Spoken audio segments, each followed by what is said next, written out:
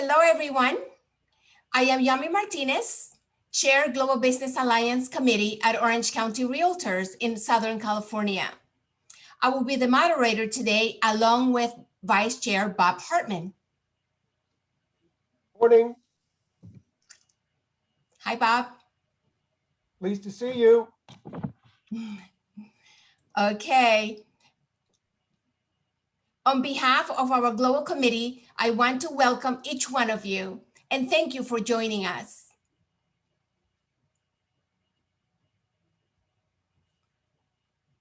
Today, we're going to venture into South America, real estate, with 4 outstanding speakers and 3 of which are in-country experts.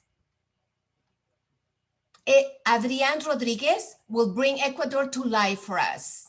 Andres Correa and Santiago Arnoldi will be sharing their respective countries of Colombia and Argentina and the business opportunities in each country. Alejandro Escudero from NAR Global is going to be talking with us about NAR Global Network, NAR in Latin America, and NAR in Español. And I would like to remind everyone that we're going to have a 5-minute break after the second speaker. Also, this forum is being recorded, so a link will be sent to all of you who are in attendance today. So if you miss anything, do not worry, because you will be getting a link and you will be able to see the entire presentation again.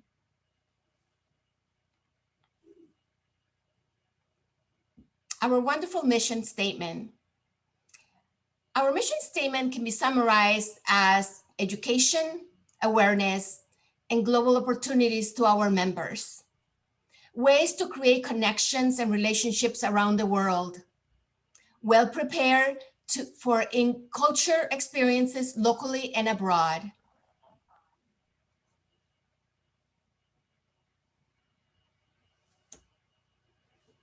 And I am so lucky that I get to work with this vibrant people. Our Global Business Alliance Committee is a diverse group of 27 members who are committed and dedicated to our mission. Gita Amiri, Dwayne Beisner, Craig Borner, Jola Cook, Olesia Drozdova, Joyce Endo, Christina Fu, Arana Greenberg, Jeffrey Halen, Bob Hartman, Spencer Hu, Cindy Hu, Lata Javanputra, Mindy Long, Kana Makino, yours truly, Maureen McGrath, Catherine Miyoshi, Rana Mohidun, Laurette Murphy, Elizabeth Otok, Sylvia Prada, Mary Rampone, Lauren Zelinsky, Colin Trujillo, Tina Vo, and Lisa E. And today I want to give a big thank you to our Spring Forum task team who worked diligently to bring this great virtual webinar to all of us. And that's Jola Cook, Bob Hartman, Jeffrey Halen, Maureen McGrath, Laurette Murphy, Colin Trujillo, Tina Vo, and our liaison, Ron Pascual, Jr.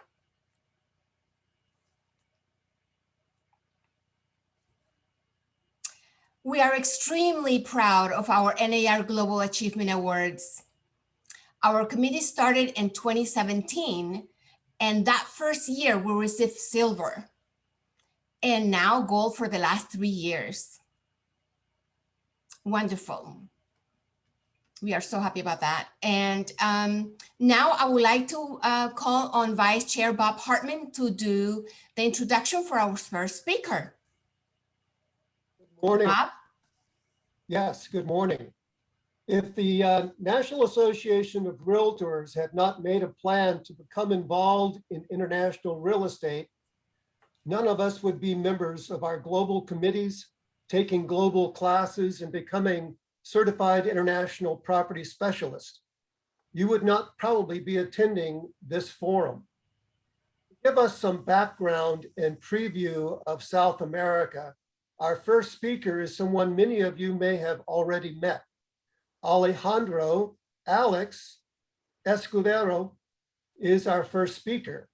Alex was born in Madrid. Before moving to the United States and joining NAR, Alex was the international director of SEMA, one of the largest residential real estate conferences and trade shows in Europe. Alex is the director of global strategies at NAR and has been working for NAR for over 5 years. Alex leads a team that develops the international growth strategy of NAR, increases Realtor brand awareness outside the United States, and grows revenue via international membership and other NAR products and services. Alex and his team work closely with more than 100 NAR international partners, including associations, federations, and private stakeholders to expand NAR's international footprint. In addition, Alex is also the creator of NAR en Español. Today, he will speak to us about NAR and the work he and his team are accomplishing in South America. Welcome, Alex. Thank you so much, Bob. That was a wonderful introduction. I have to say you've done a phenomenal job pronouncing those Spanish words. And first and foremost, I want to start by thanking you and Yami Martinez as the GBA and GBA Vice Chair of Orange County for really allowing me to be here with you all today. It is a huge honor and a huge pleasure to be sharing with you all this afternoon. You guys are such a global-minded local board of NAR, and it's always amazing to have the opportunity to speak before such a highly qualified audience. Speaking of the audience, I want to congratulate you all on attending this activity. I think, among other things, this is really showing big time your commitment to global real estate industry and your willingness to learn more about South America in this case.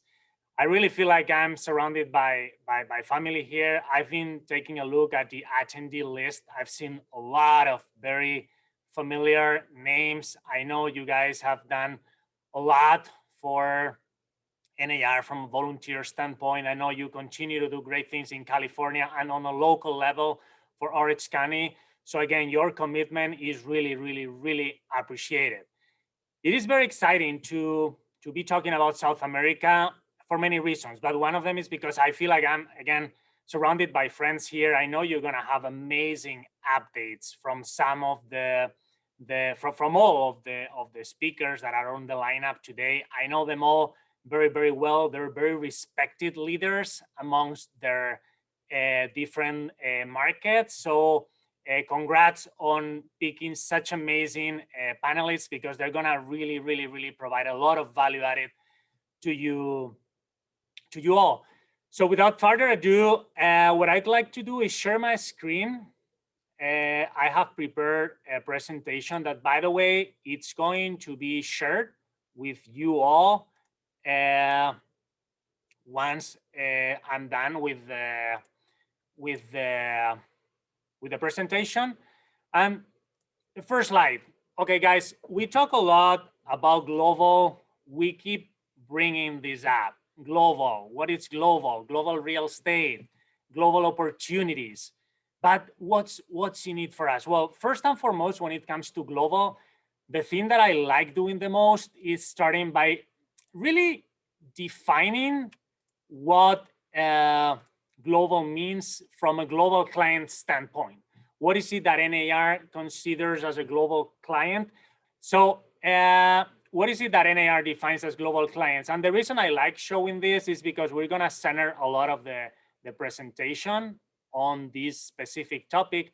And sometimes there's some misconceptions that I think we should get out of the way from the very beginning. So global clients, as you can see on this screen, might be way closer than you think.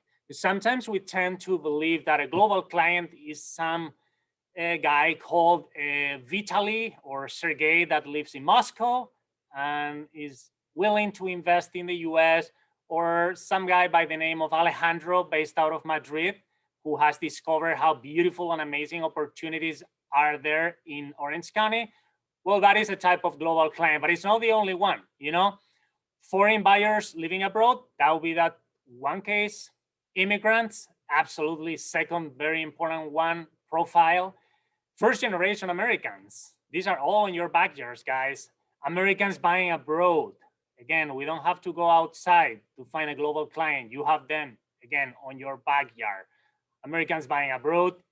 Clients with international connections. You guys were mentioning CIPS, Certified International Property Specialist. What is the biggest thing that that designation teaches us? Different cultures, different ways of doing work.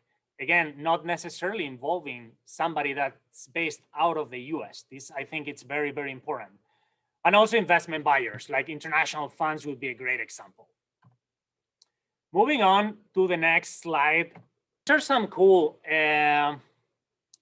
highlights from one of the most important, really research-wise reports that NAR generates every year. And again, I'm just trying to set the stage for what global means. And we're gonna deep dive a little bit later into what NAR is doing in South America, since this webinar is specifically aimed at this specific region.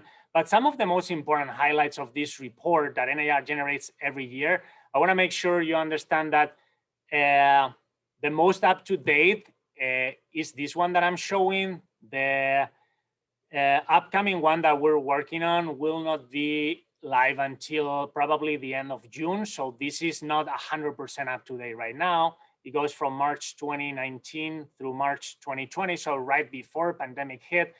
But it's very interesting to see what is the amount of money that's been invested in residential real estate in the US from these global clients that we were just talking about. Again, and I wanna make clear this message is understood, global clients are also in the US.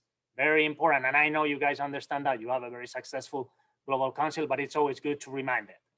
$74 billion were invested. That pretty much amounts to a good number of 154,000 properties. That's kind of like what that equals to, which is very impressive. And another very impressive figure that you can see there is that 61% of those were resident foreign buyers. Again, highlighting the fact that a lot of that investments are coming from global clients who are based out of the US, actually more than 50%, as you can see. And this, by the way, has been a trend that we at NAR have been seeing since 2016. So that's important to highlight as well. What are the top 5 states for these foreign buyers? Well, I don't think you're gonna be surprised to see that California is up there. Of course, you guys are one of the most internationally sought after states that we have. And this is just a very graphic example to encourage you to keep getting engaged with global. Again, you're doing a great job, but the numbers and the figures don't lie. And California is and will continue to be up there. So I cannot wait to show what's gonna be, what is this scenario gonna be looking like in the upcoming report that, again, we will be receiving by the end of June.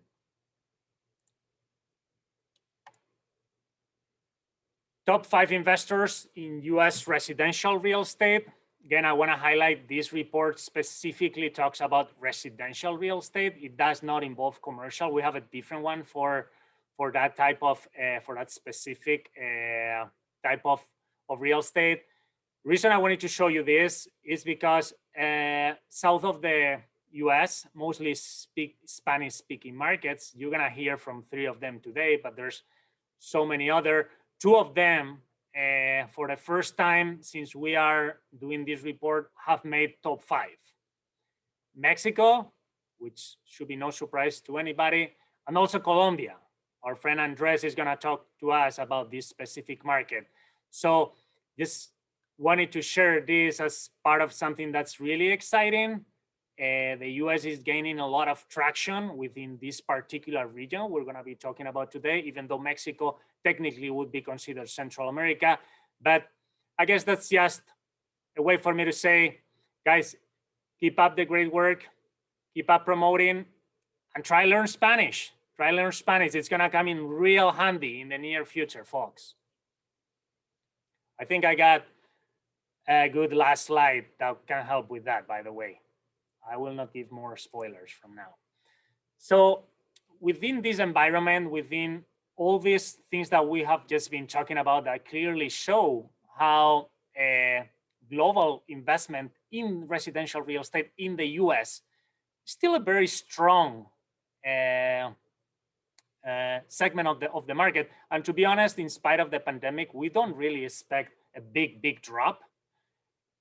How can we help? How can NAR Global help? So, you know, we're called a National Association of Realtors, but we truly are a very international real estate association. And why is that? Well, look at our network. We got currently over 100 partners, bilateral partners, as we call them, in 74 countries around the world. You guys as realtors have access to like-minded individuals in all of these markets where there's a ton of international realtor members, which is a group of folks that we have outside of the US that reside and that they do business outside of the US that are realtors, just like you guys are. They abide by the same code of ethics. They belong to one of our vetted international bilateral partners out there. And they're certainly a great way for you to expand your network, again, within the realtor family. We're not talking about real estate professionals. We're talking about realtors. So again, highlighting this by the same token that there's over 1,000 local realtor associations here in the US, whose members are by definition members of the National Association of Realtors, and therefore realtors. We got the same concept outside of the US. We have a good number of members, realtor members, in the 3 countries that are gonna be highlighted today. So just a heads up that you're gonna find the information they're gonna provide unbelievable. Well, guess what? There's more. You guys have realtors you can do business with, you can learn from, you can share information with, you can keep building relationships with in all these 3 countries. Realtors, not just real estate professionals. As part of our global network, I'm going to highlight as well, because they do a phenomenal job, and I've seen that a couple of former global ambassadors who were formerly called presidential liaisons are among the audience. So thank you for the service you've done for NAR. We currently do have 26 global ambassadors. For those of you who are not familiar with this specific volunteer position, it's global-minded individuals that are US based. These guys are based out of the US. They belong to one of our local associations. They have a good to very vast knowledge of these specific markets, and they serve groups of countries in which NAR has bilateral partnerships. They're kind of like the eyes and the ears of NAR, if you will, in these specific countries. And it's a great way, it's a great program for us to engage volunteer members with the countries where we have bilateral partners. We also have 5 global coordinators. These guys are the ones that oversee specific regions. We have 5 regions at NAR that we take care of. We have Central America, Caribbean, and South America, this side of the world. Those would be 2 of them. We have Eastern Europe, Western Europe, Middle East, Africa, and Asia Pacific. The information, I'm gonna put the link on the chat a little later, is all on our website. If you wanna find who is who on each specific market, you can access that information, no problem. And obviously South America is gonna be featured as well there. And they are the first great primary contact for those of you willing to know more about these specific markets, who to connect with. If you wanna learn more about the bilateral partners that we have in these specific markets, you can either reach out directly to them, but you can also reach out to these global volunteers who are based out of the US, obviously speak English, and they can be your first point of entry in a given market. We obviously, you're very, very familiar with this. You guys are a very successful one. We have over 130 global councils in 28 states, which is huge. 45 of those have become throughout the years ambassador associations. This is an official appointment of NAR through which we do appoint one of these local or state boards that have a global council to a specific country, so that we encourage the association to association connection. This is a great program where we can also help, and it's one of the programs that we're more proud of at NAR Global, because it helps us also engage and connect with our global folks. Again, we're not talking global. I know I'm repeating and reiterating this maybe a little too much, but it's very important to know that global is happening here. Global is happening in California, big time. We don't need to necessarily think about outside of the US to think global. And we have I was talking about the different members that we have outside of the US that are international realtor members, meaning, again, people that abide by the same code of ethics as you do. By definition, they have to belong to one of our bilateral partners in order to become international realtor members.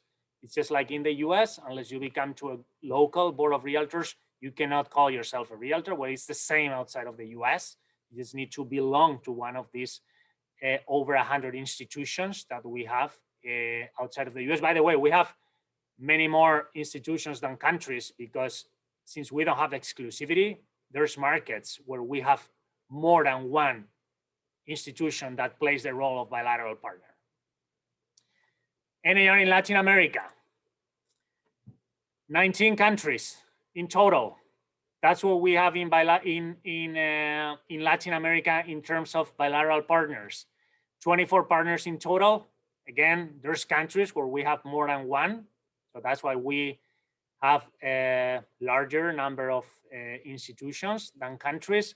When we're talking Latin America, we technically have to include, again, Central America, North America, and the Caribbean. So in total, we have 24 partners, out of which 11 are based out of South America itself. Obviously, here we have to include Ecuador, Argentina, and Colombia, among others. But just so you know, within these 3 countries, plus the other 5 that are not here represented today, we have over 2,000 international realtor members. Did you guys know that? It's pretty impressive. It's very impressive stuff. Again, it's people that really believe in the way realtors conduct business, really want to learn and share with you guys as realtors. They love feeling part of the realtor family. So you certainly have to take advantage of that opportunity, because again, and that's the part that excites me the most about this forum. You guys are, by definition, pretty much, I'd say, a super globally minded local association. What are the pillars of success? Code of ethics, huge. I mean, what am I going to tell you about the code of ethics you guys know already?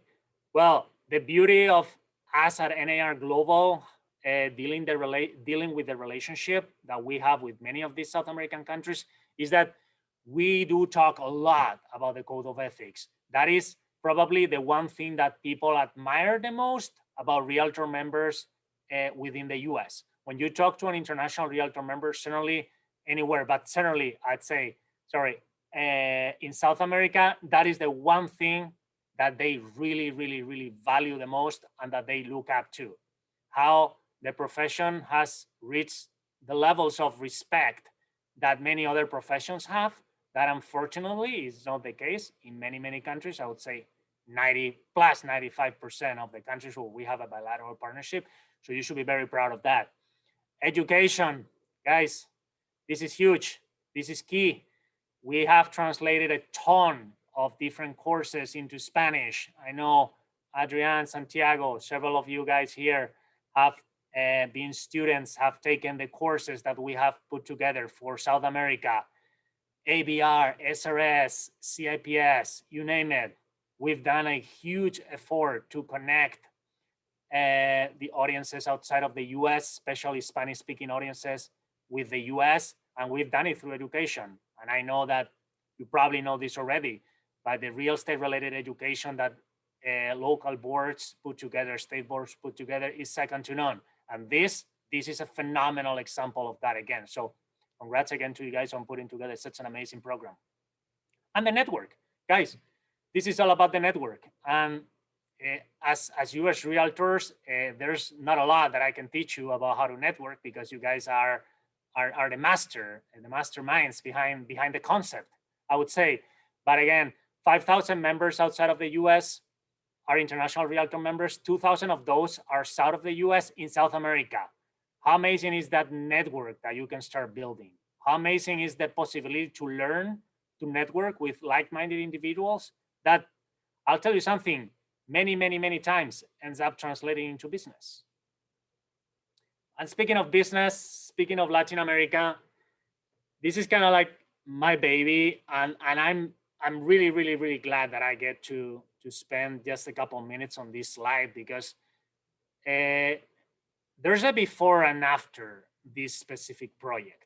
For those of you who are not familiar, NAR en Español was born a couple of years ago, basically just as a Facebook page in which we were trying to initiate conversation with Spanish-speaking members, not only from outside of the US, but also within the US, who wanted to feel included in the conversations. A lot of times I would get to travel to many of the countries that are here and several other that are not featured today. And it was always kind of a bittersweet feeling, like, I mean, we do provide a lot of value. There's so many tools. I came here from Spain 5 years ago, and I'm still mind blown by everything that I learned about NAR. But yet, not a lot of that was in Spanish language. And guess what? It's the leading language south of the US, and it's certainly becoming really prominent within the realtor organization as well. So we came up with this idea, which basically, and you have the website there, I really certainly encourage you all to visit this website and take advantage of all the tools, again, resources and content.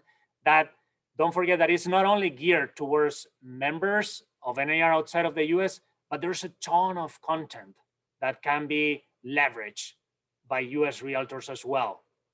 And certainly California is one of the states where there's more Spanish-speaking, not only members, but also consumers. And guess what? You can also find a lot of tools that are directly directed to your consumers. I'm sure many of the guys that are here have Spanish-speaking clients. So please leverage that tool, because it is for you. And it's a great and best way that we found to bridge both worlds, the South America, Latin America realtor family with our large and real vast realtor family in the US. And with that, I conclude my presentation. I don't know how I did on time, Yami. I hope I didn't go to. No, you're fine. You're okay. Fine. But we do have a couple of questions. Okay, sweet. It says, are there or will there be any numbers for commercial properties? Yes, we do have a report specifically on commercial, and I'd be happy to share with you, Ron, and your people, for them to be aware of the. Yeah, I'm gonna take a note of that. Excellent. Absolutely. So when we send out the link, we can include that information. And there was Absolutely. one more question. Do you have, and I think you mentioned this already, do you have a contact info list for the 26 global ambassadors? If so, how may I obtain it? Absolutely. We do have a link that as soon as I'm done with the presentation and responding questions, I'm gonna put on the chat, if that's okay with you. That would be great. That would be great. Yeah, absolutely. That would be great. Okay, so now, thank you so much, Alejandro. This is such wonderful information, so valuable for all of us. because like you said, you know, global is in our backyard, and it's so true. So true. And now I'm gonna Yeah, I'm gonna leave my email address as well in case somebody wants to reach out directly. I'll be happy to answer perfect. or follow up with any questions. Now we're gonna have Ecuador, wonderful Adrian Rodriguez. And before I do the introduction, I would like to just play a video that showcases beautiful Ecuador. So 1 second.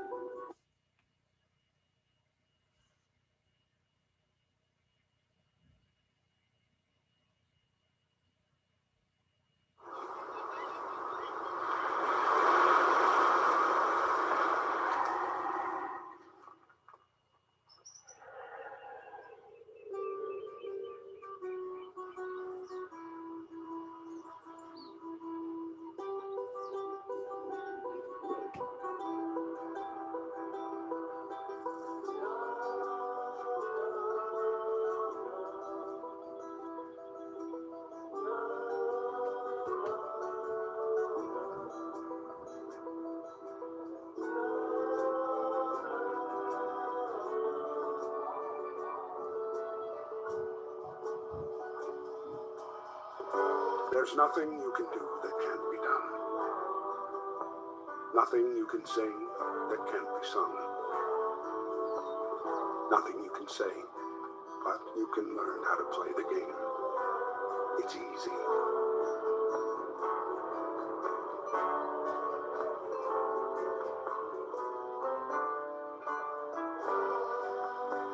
There's nothing you can make that can't be made.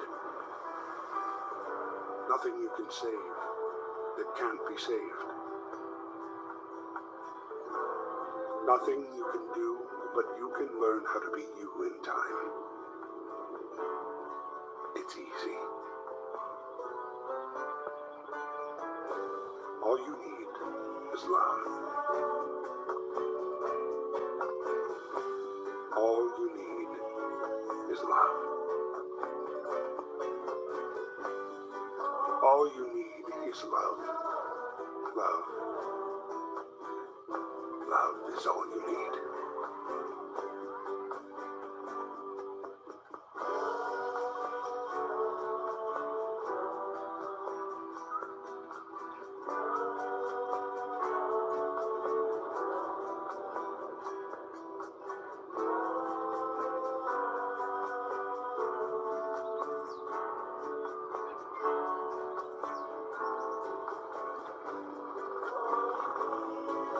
All you need is love.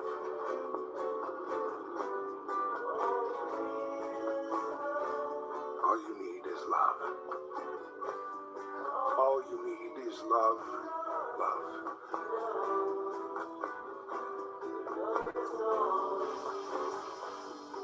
Love is all you need. There's nothing you can know that isn't known. Nothing you can see that isn't shown. Nowhere you can be that isn't where you're meant to be. It's easy. Like nowhere else, all in one place, so close. All you need is Ecuador. Ecuador is all you need.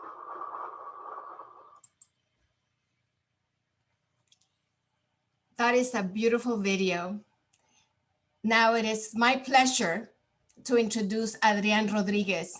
He is the founder and principal broker of Forsta Real Estate, an independent brokerage that continues to thrive in this unprecedented market. Adrian is a true visionary. He is one of the co-founders and executive director of Agbir Aswai, the country's largest MLS association exclusively for licensed realtors. currently in 9 cities and growing.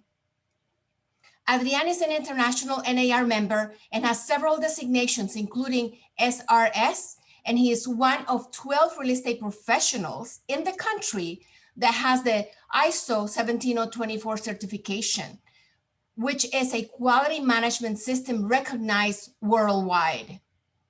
He is the current president for the real estate association Agbir Aswai and the immediate past president for FENABRE. In addition, he's part of the board of directors for SILA, the Latin America Real Estate Association. Awesome, love that. Adrian is a loving father of 3. He has 2 teenage daughters and a young son. He loves reading, creating audiovisual, singing, and playing the piano and guitar. Adrian is a graduate of the La Universidad del Azuay in Ecuador and is currently finishing up his law degree. Well accomplished, Adrian. We're so proud of you. And I want to welcome you, and you can take it away now, but thank you for joining us today. So happy to have you. Thank you for the introduction, Jamie. Let me share my presentations. Good morning, dear expositors, and to all those who are watching this webinar. It's a pleasure for me to share this space with you, and I want to thank the invitation as a representative of Ecuador. And at the same time, congratulate the initiative of this space to its organizers, OC Realtors, and their magnificent work team. It is a great opportunity to integrate our markets, develop our industry, and promote the integration of real estate professionals throughout the region. I wish to begin my intervention indicating that the post-pandemic world is not and will not be same as the world that we used to know. The preference, the service levels, the perception, and the way of connecting with our clients is different and very competitive, which means that to have different results, we need different actions. An example is this event that today allows us to eliminate the frontiers that separate us, and we able to connect our experience and knowledge in a simple way.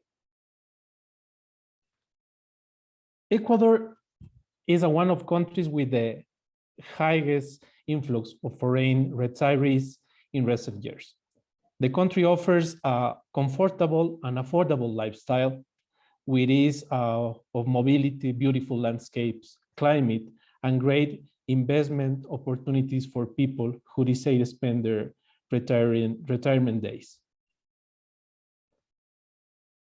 Let me talk about where is Ecuador. It's an Spanish-speaking South America country. It is a mega diverse country which is crossed by the Andes Mountains. It is a tiny country that has a lot of diversity. In this small territory, you can enjoy the tranquility of the mountains, explore the magnificent jungle, or relax at the beautiful beaches. We have 2 neighboring countries, and it is also surrounded by the Pacific Ocean. On the north side, we have is neighboring with Colombia, and the south side with Peru. Ecuador used to have its own currency, and it was called Sucre. Due to an economic crisis that took place in 1999 and 2000, the country adopted the United States dollars, and it is a national currency now. This was a strategy to control and stop the possible economic crisis. Thanks to that, Ecuador nowadays is a country with a stable economy. We still maintain the US dollar currency, and the Sucre was forgotten. The country has a democratic-based type of political elections. Presidents and assembly members are chosen every 4 years, according to the Ecuadorian constitution. We recently had a president election 4 days ago, and the new president is Guillermo Lasso.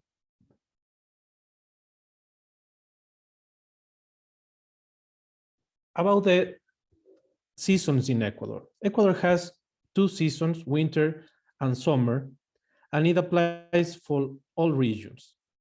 The country has different climate floors, and this is due to influence of the Andes Mountains, in Spanish called Cordillera de los Andes, divides this fantastic country in three regions: Sierra Coast and Amazon. Also, Ecuador has Galapagos, a small and beautiful archipelago full of diversity located in the Pacific Ocean.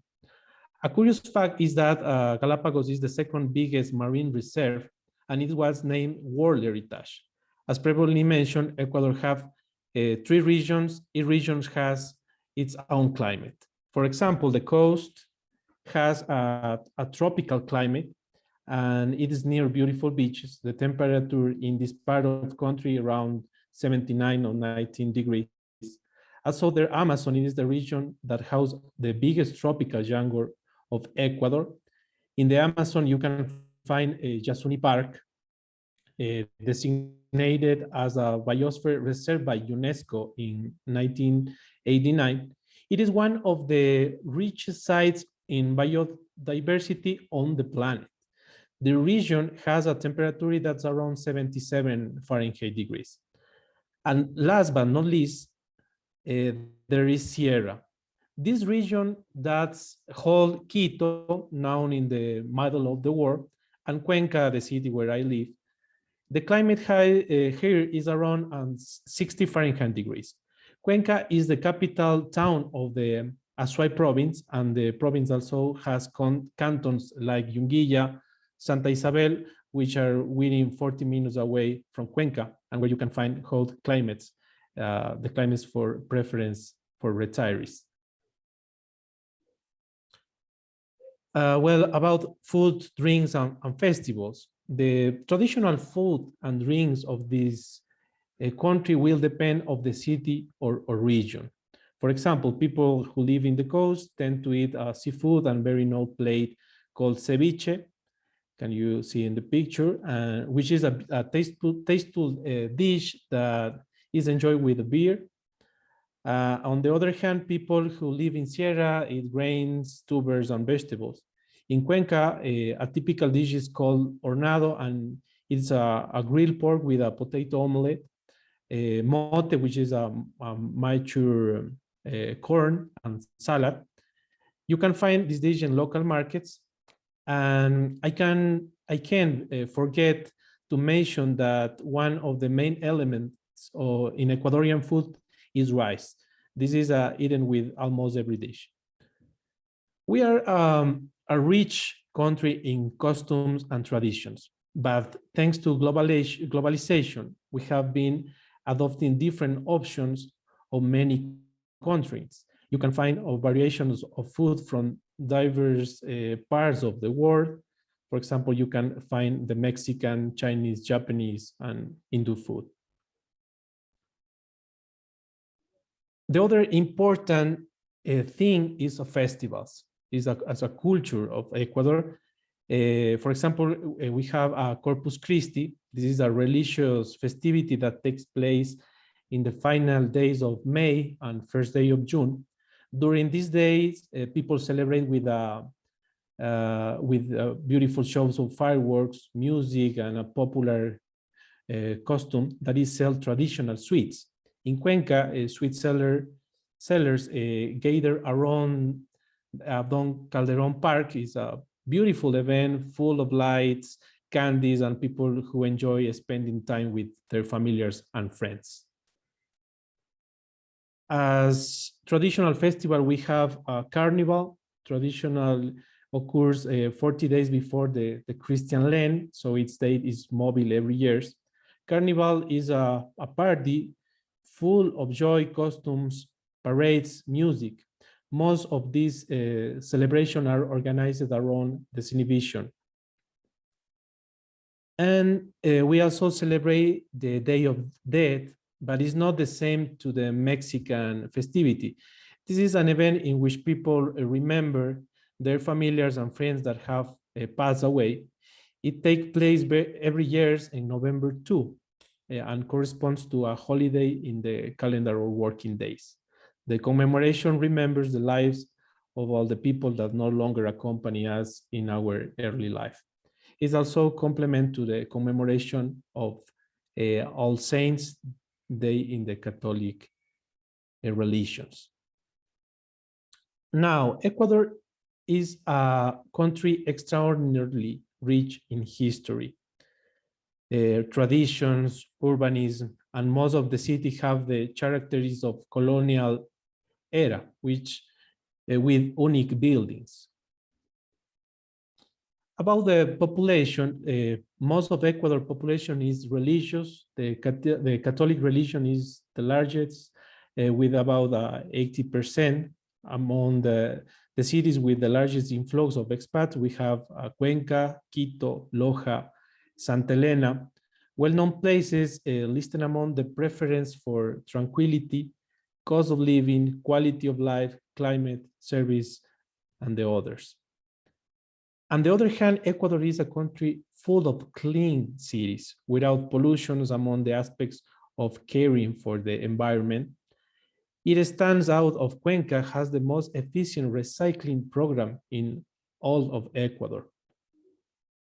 One curious fact in modern times, Ecuador is a country that houses a lot of expats.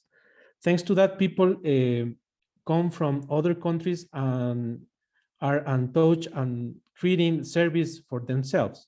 An example of this is Gringo Post, Gringo Tree, Expat Magazine, websites and magazines that is intended to reunite and help them communicate all kind of foreign people. And these websites and magazines, you can find online sales, online promotions for events and invites at clubs of gringos or expats. It is a nice initiative that wants foreign population to feel like home. Another thing that I found interesting about this country is that Ecuador is now a health tourism place. Medicine is accessible compared to the other countries. In fact, it is considered as one of the best and cheapest in all of South America. Plastic surgery, dental treatments, etc. It is currently much more accessible for people from middle and high income countries to travel internationally in search of better access to the health service, medical treatments, or aesthetic procedures. Ecuador serves as a thriving receiving markets for medical tourism in the region. The main reasons for this great offer an excellent cost and products and service such as dental prosthesis implants, aesthetic procedures, dermatological treatments, maxillofacial surgery is the one of more popular in Ecuador. Now it's time to check the activities to do in Ecuador. Now let's review the tourism activities. Well, there are multiple activities that people can do here in Ecuador. In the coast, for example, you can do some tourism and travel the beautiful beaches on the Pacific Ocean. The Espondillos road is very popular in Ecuador.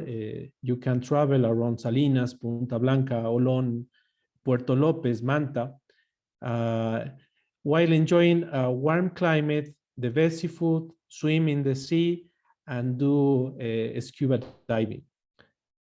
If you like the artistic festival or artistic activities, you can visit our traditional and modern museums and enjoy the Ecuadorian art and what it represents. Ecuadorians are also lovers of the good music. If you like popular music or if you like opera, there are multiple symphonics that express feeling through their music. Another activities that people who visit Ecuador like is to watch the traditional dances that show our culture and love for life. We have the Casa de la Cultura in Loja, in Cuenca, Quito, and many cities of Ecuador. Casa de la Cultura is a governmental organization that is targeted to promote and organize an annual schedule showing the artistic activities that will be held in Ecuador.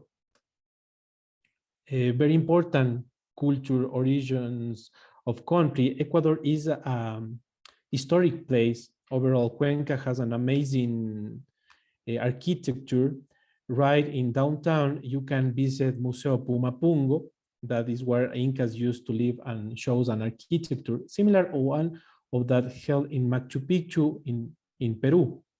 Another place where you can see this is in Ingapirca, a place that has architectural ruins that have around 400 years. This is a place where you can see how life before the colonization of America was and how the previous inhabitants used to live. When we have talked about Ecuador and its main tourism, artistic and gastronomic attraction, it's time to move on to business opportunities. Talking about business, people who visit Ecuador can start their own entrepreneurships. For example, I have a client who created his own commerce. 2 years ago, he told me that he needed a place to hold a bar where gringos or expats can listen music and eat delicious food, international food, while drinking a cup of wine or coffee. So he started his own business. Later, he also bought a Subway franchise in Noun Mall in my city. He was also an English teacher in his spare time, and he used to say he loved teaching people. This is an example of how foreign people can invest their money here and make profits. Ecuador is a country full of possibilities. We have a very important thing. Can you see in the picture?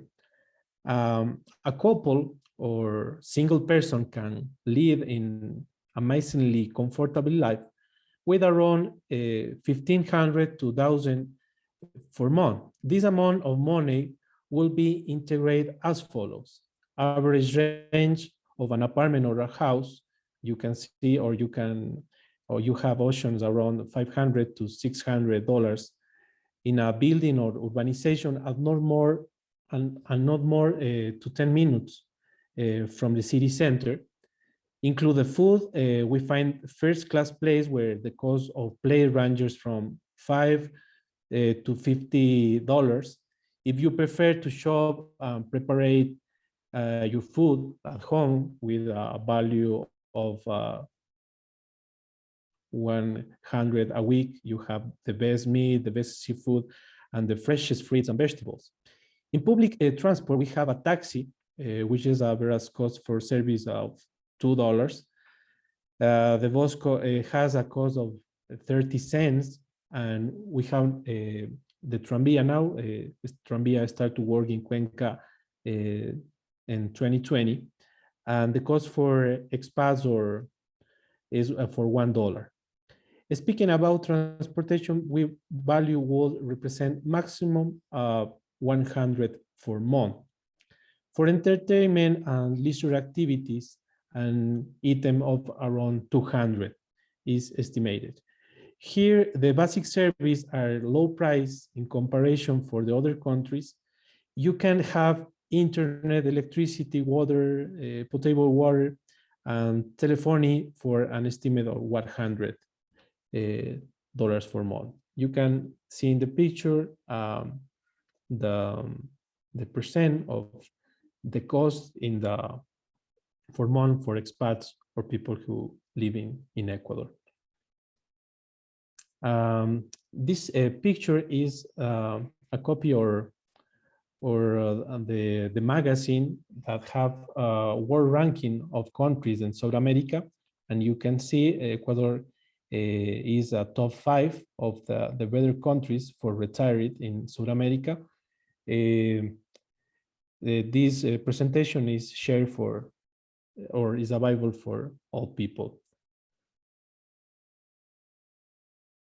As a brief informative fact, in Ecuador, we have two international airports in Guayaquil and Quito. Guayaquil is José Joaquín de Olmedo, and Quito is Mariscal Lamar or Tababela. These airports connect with all the national airports in the country, and in addition, in the north and south and central areas of the country, the average distance by vehicle is 3 hours for.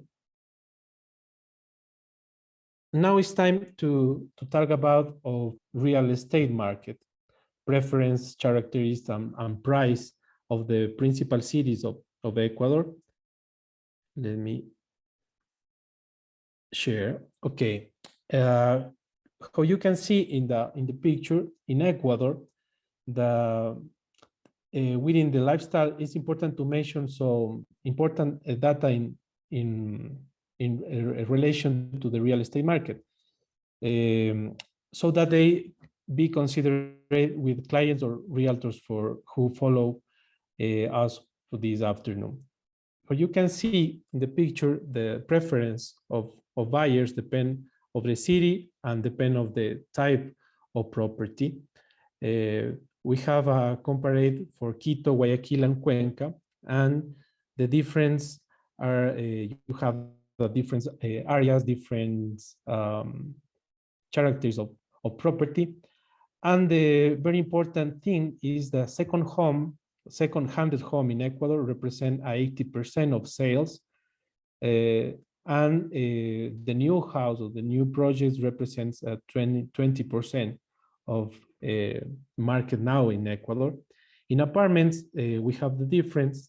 The 40% represent a new apartments, and 60% is the 40% represents a second-hand apartments, and 60% represents a new apartments. This is a picture that show you how is the market in the last months, no? Compared the 2020 and the last months of 2020. This year, probably the annual sales will be around $450,000, around to $480,000 of 1,000 homes in sales. In Quito, the purchase preference is inclined to apartments. In Guayaquil, houses and apartments have almost the same level of demand. But in Cuenca, people prefer house, have always been the first option for buyers. Here you can see the types of buildings or apartments of the principal cities of the coast. We have Guayaquil, Salinas, and Manta. Guayaquil is a city, Salinas and Manta is beaches. And you can see the price and the average area in these cities of Ecuador. No, you have a warm climate, proximity to the sea, offer apartments with excellent view, and house with the pool and the green space. In this example, you can see what happened with houses in Guayaquil. The luxury homes, probably around $500,000, and you have 3 types of houses in the city, no? Luxury, condo, and user homes. And we have the example of the properties on Sierra. I show you the properties in Quito. In Cuenca is the different offers for properties. In Quito, probably the price is different, is more expensive than Cuenca for the same average area. And in Quito, you have the luxury properties, condo, and user home too. In Cuenca, probably the price is better. This is an example of a luxury home, have a good space, good construction, good location, and probably we have these properties around on $400,000. And later we have luxury condo and used home too. This is an example, properties for rent. When I talk about this, the promedio of the cost of these properties is 500 or 600 per month. Is an example for the property that you can find of this price. And if you want to live away from a downtown of city, you can find this type of properties around of Cuenca. And is an example of the architecture of houses that you can find in Cuenca, no? Good space, and the construction is very different of the other cities of Ecuador. Now, let me talk about a little information about MLS Aguirre. It's important that you know that we start this project 6 months ago. Now we have presence in nine cities of Ecuador. It's exclusive for realtors in Ecuador, and is the first platform that have a real estate data in Ecuador. We have the other platforms in Ecuador, but this is exclusive for realtors or licensed realtors in Ecuador. I hope that you can visit this web. Now it's time to talk about visa or visa types. In Ecuador, we have as per the Ecuadorian constitution, residents have the same rights as Ecuadorian citizens. You can do almost everything that citizens can do. Freelance or be employment in Ecuador, open a business, teach English in Ecuador, invest in a property and earn rent and more. For have these rights, you have two types of residency visas.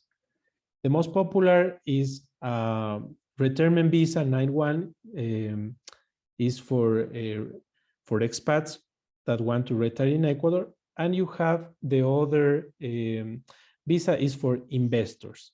An investor visa allows a foreigner to get Ecuador resident by investing in an Ecuador company, bank, or real estate that you want. The investment range from $25,000 to $30,000. Is very easy to obtain the visa. Ecuador is a country that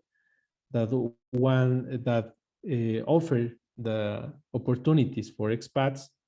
And first, to have this residence visa, you have to wait for 1 year or 2 years of you need to have a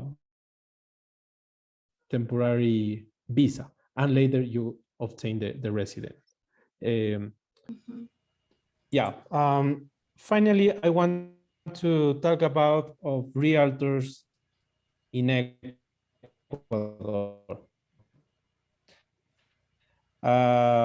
Probably how Alex mentioned, realtors in Ecuador is a very important group, and the benefits of realtors in Ecuador is the ethics, the networking.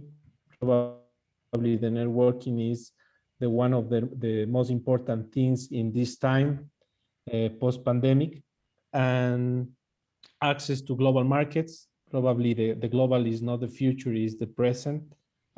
Prestigious and recognized brand in the world. Memorable experience, because I a very nice collaborator, and last 6 months we have started to work together, and probably is the newest standard of these next years. And the one important thing that Alex talked about is the permanent training. For me, I think that every realtors need to know the permanent training is the new standard, is the very important thing for have the better results. How I say, if we want to different results, we need to make different actions. And finally, I want to give Ecuador to the world and bring the world to Ecuador. Thank you so much for the time and the space, and congratulations one more time for the organization. Thank you so much, Jamie. Adrian, thank you very, very much.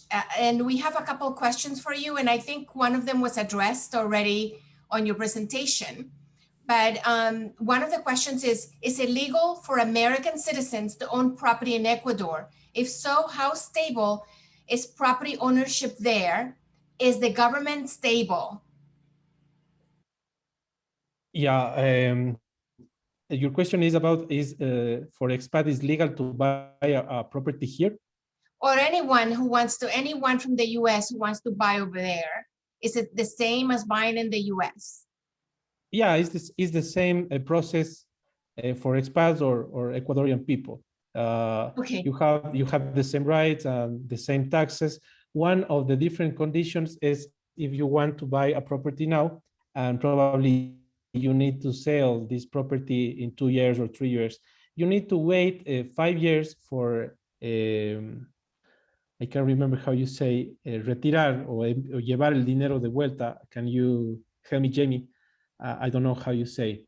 Okay, so you need to own the property for 5 years before you can sell it. Yes. Okay. And if you want to take money out of Ecuador, you need to pay 5% of tax for this money. Okay, and then you have to pay 5% tax if you want to take the money out. Yeah. Okay, not bad. And then the next question is how much are rents for flats in places on the ocean or close to the ocean? And I think we saw those that were like $500, $600. In the beach? Yeah, they said how much is the rent for flats, apartment? Probably in the beach is different because in the beach, probably the most popular properties is furnished. And when the property is furnished, around $800 and $1,000. But depend the building, the view of the apartment. But probably this last year, 2020, and the first months of 2021, we have a little discount of rent in Ecuador because the airports are closed the last months, and probably we have the little reduce in price around 20% of the prices. Excellent. Okay, and also I want to remind everyone that we will have all the speakers' contact information when we email each one of you with the link. The presentation information will be there, their contact information as well. So that's good information so everyone can be waiting for that. Looking forward to getting a copy of the presentation. And now, Adrian? Yeah, I checked a little question. It's about of the new president of Ecuador. I can't remember who tell me. Is good news for Ecuador. The new president of Ecuador probably have a stable economic in these next 4 years. It's good news for Ecuador with the awesome. Yeah. Thank you. More. Okay. Thank you.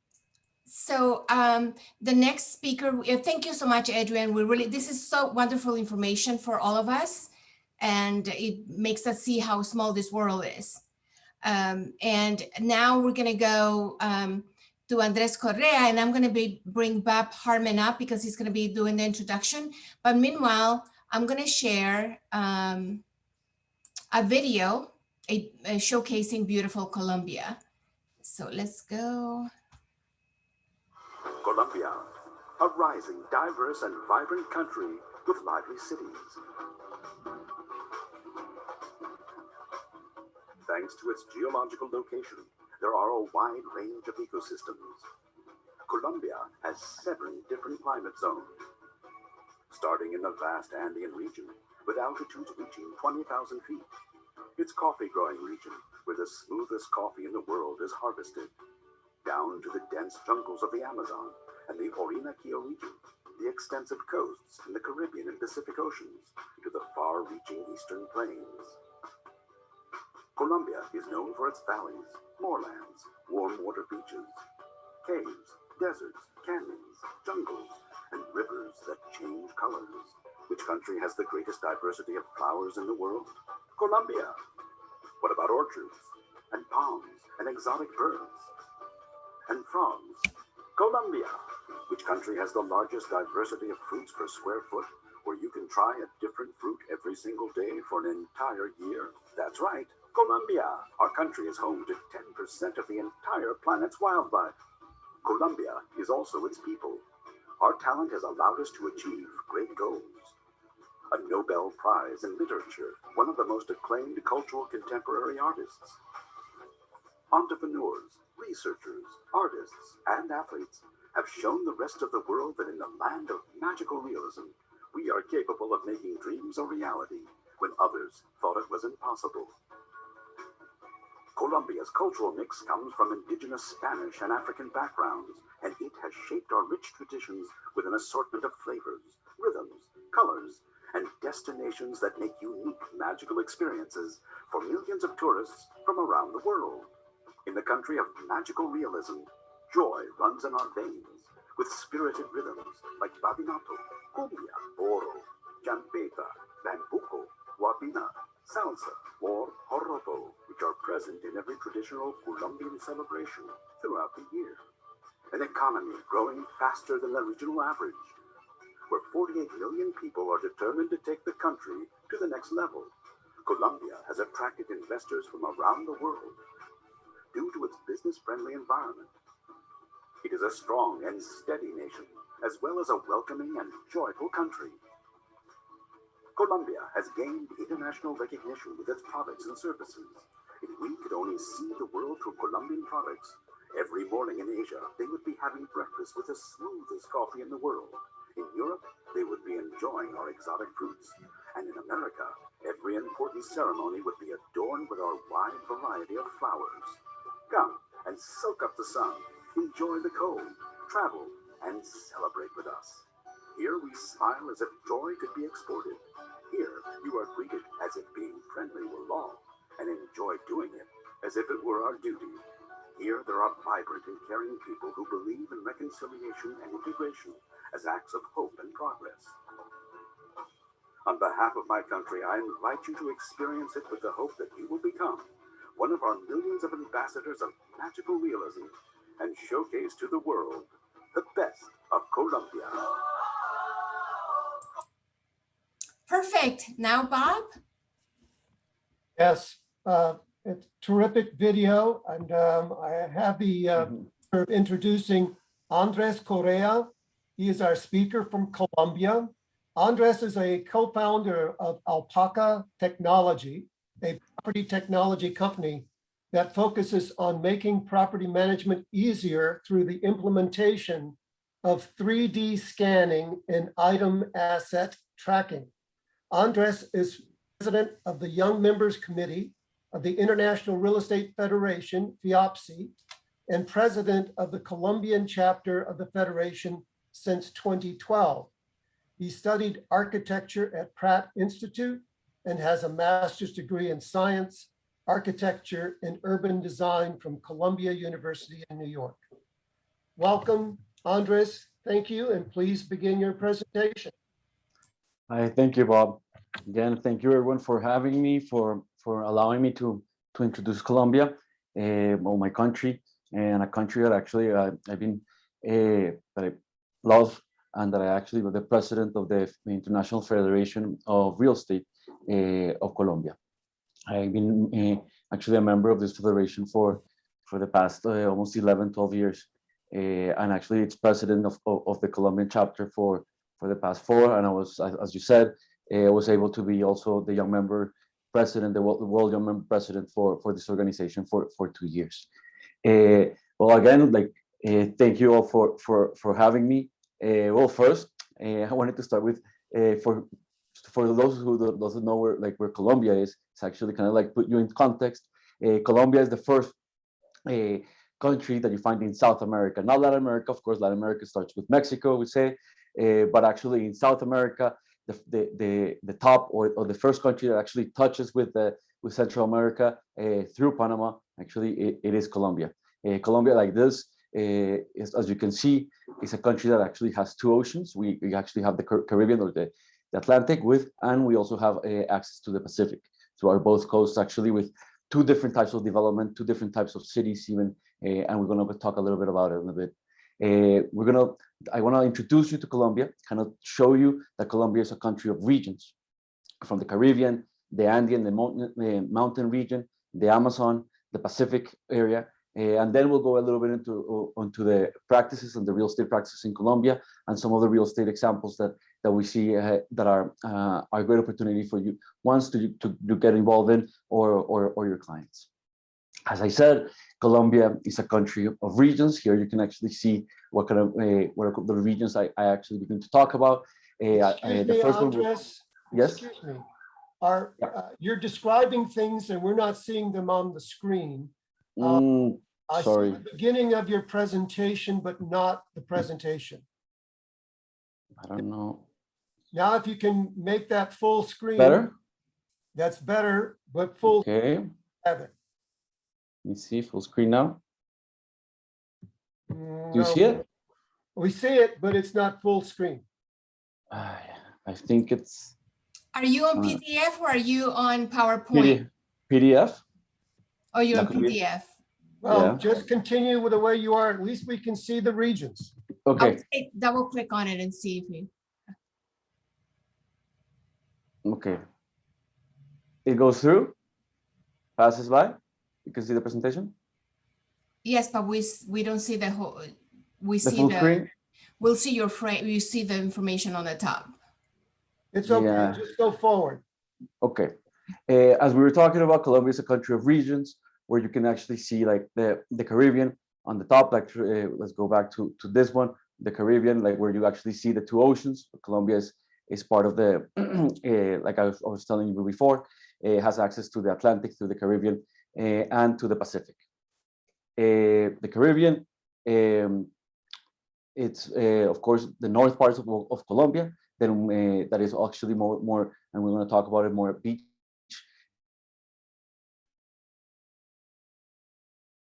part of Colombia, the Andean region, which is actually where the mountains and the most majority of the bigger cities are actually, and the most populated cities are. Also, the most industrial parts of Colombia are actually located within here. And we also we develop all the early industry of coffee. Of course, the Amazon, which is the south, which actually our connection to Ecuador, our connection to Brazil, and our connection to Peru, and our connection to some part of Venezuela. And the Pacific, of course, that is more developed for actually hasn't been developed for the beach properties, or is actually more for the industrial and agricultural properties, and looking also as the main ports of Colombia actually are located in the Pacific area. Let's start with the Caribbean. The Caribbean region, where we actually have the three main cities of Cartagena, Barranquilla, and Santa Marta. Cartagena is, of course, I think our most touristic city. It's not only a UNESCO site, but it's also a very important port for Colombia, and only second from the Caribbean to the port of Barranquilla, which actually is our most populated city, and actually a city that is mostly industrial, since it actually connects not only the ocean, the Caribbean, but also it connects the river Magdalena that actually is the biggest river that crosses across the Colombian topography. And also we have Santa Marta, which is a great beach city, which also has a historic heritage site in the downtown area. It's actually our first colonized city. It was the first city that the Spaniards founded in Colombia, and well, in South America, and from there where they trickle down into the rest of America, of South America. Also, Santa Marta is great for, it actually has a huge industry in agriculture. The characteristics of these areas, like I said, it was actually very warm water, like it's very the Caribbean. The beaches are very, it's actually beach cities, majority of them. They actually engage this part, and within that actually promote a lot of the tourism, not only internationally, but also nationally within Colombia. The Caribbean area also has one of the most, like, I think, most important UNESCO sites of Colombia. Of course, being first the what we call the old town, or the center of Cartagena, which is, as for you who has actually know it, it's actually very beautiful. It has houses from the 1500s, and actually have remained, and we were able to actually preserve it very, very well throughout history. Right now, it's actually within real estate is actually the most expensive real estate square meter in Colombia. You have also Santa Marta with its historic casco urbano, or center, where also, like, it's not as well preserved as Cartagena, but it also maintains a lot of the properties from the architecture and the different colonial houses that were built at the time. And in Monpós, which is actually is a jewel that is actually hasn't been found that much as yet, and it's not as common to hear about it. But Monpós is actually a city, an island within the Magdalena River, that actually has maintained itself the same as it was built in the 1500s.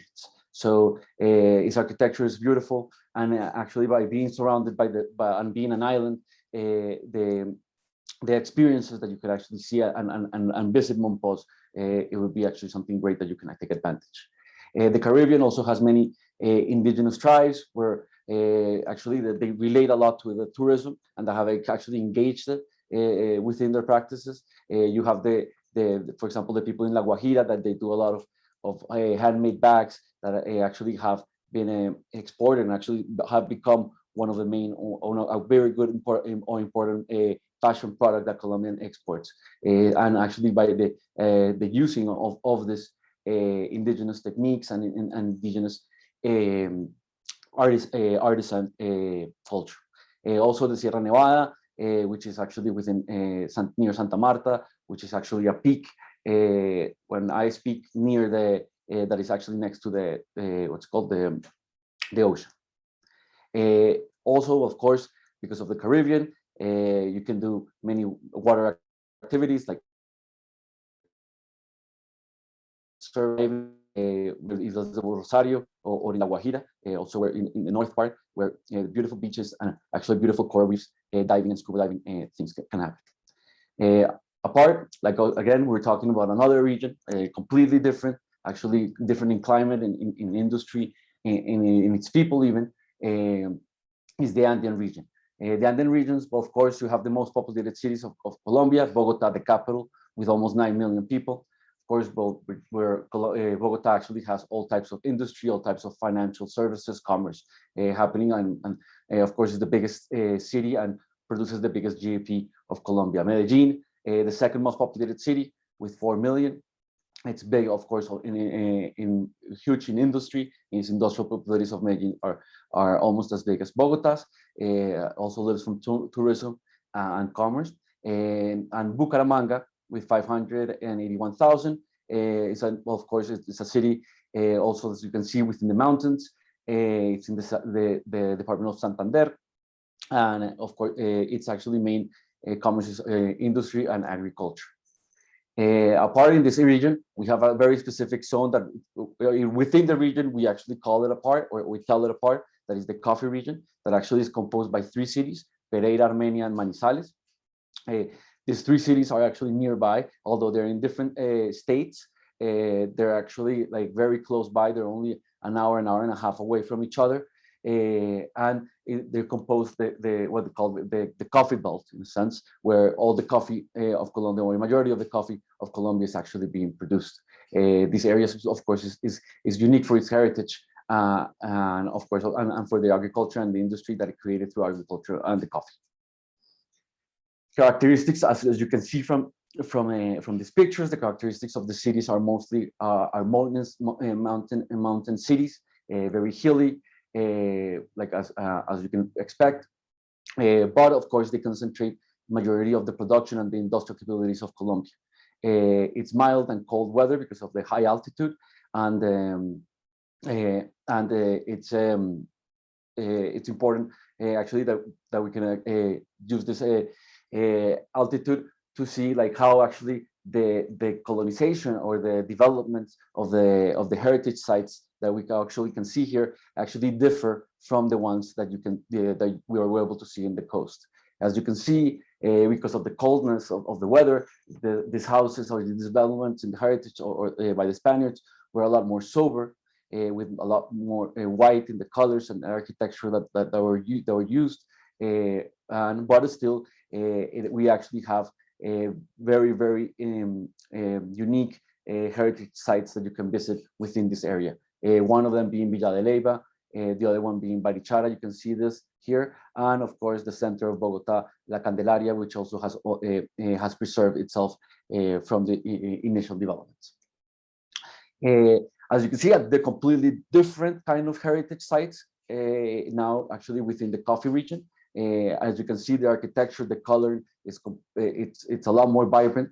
Although they're even in the mountainous parts, although these areas, of course, are a little bit more warm than the ones that we were showing before. These cities like Pereira, Salento, and El Valle del Cocora.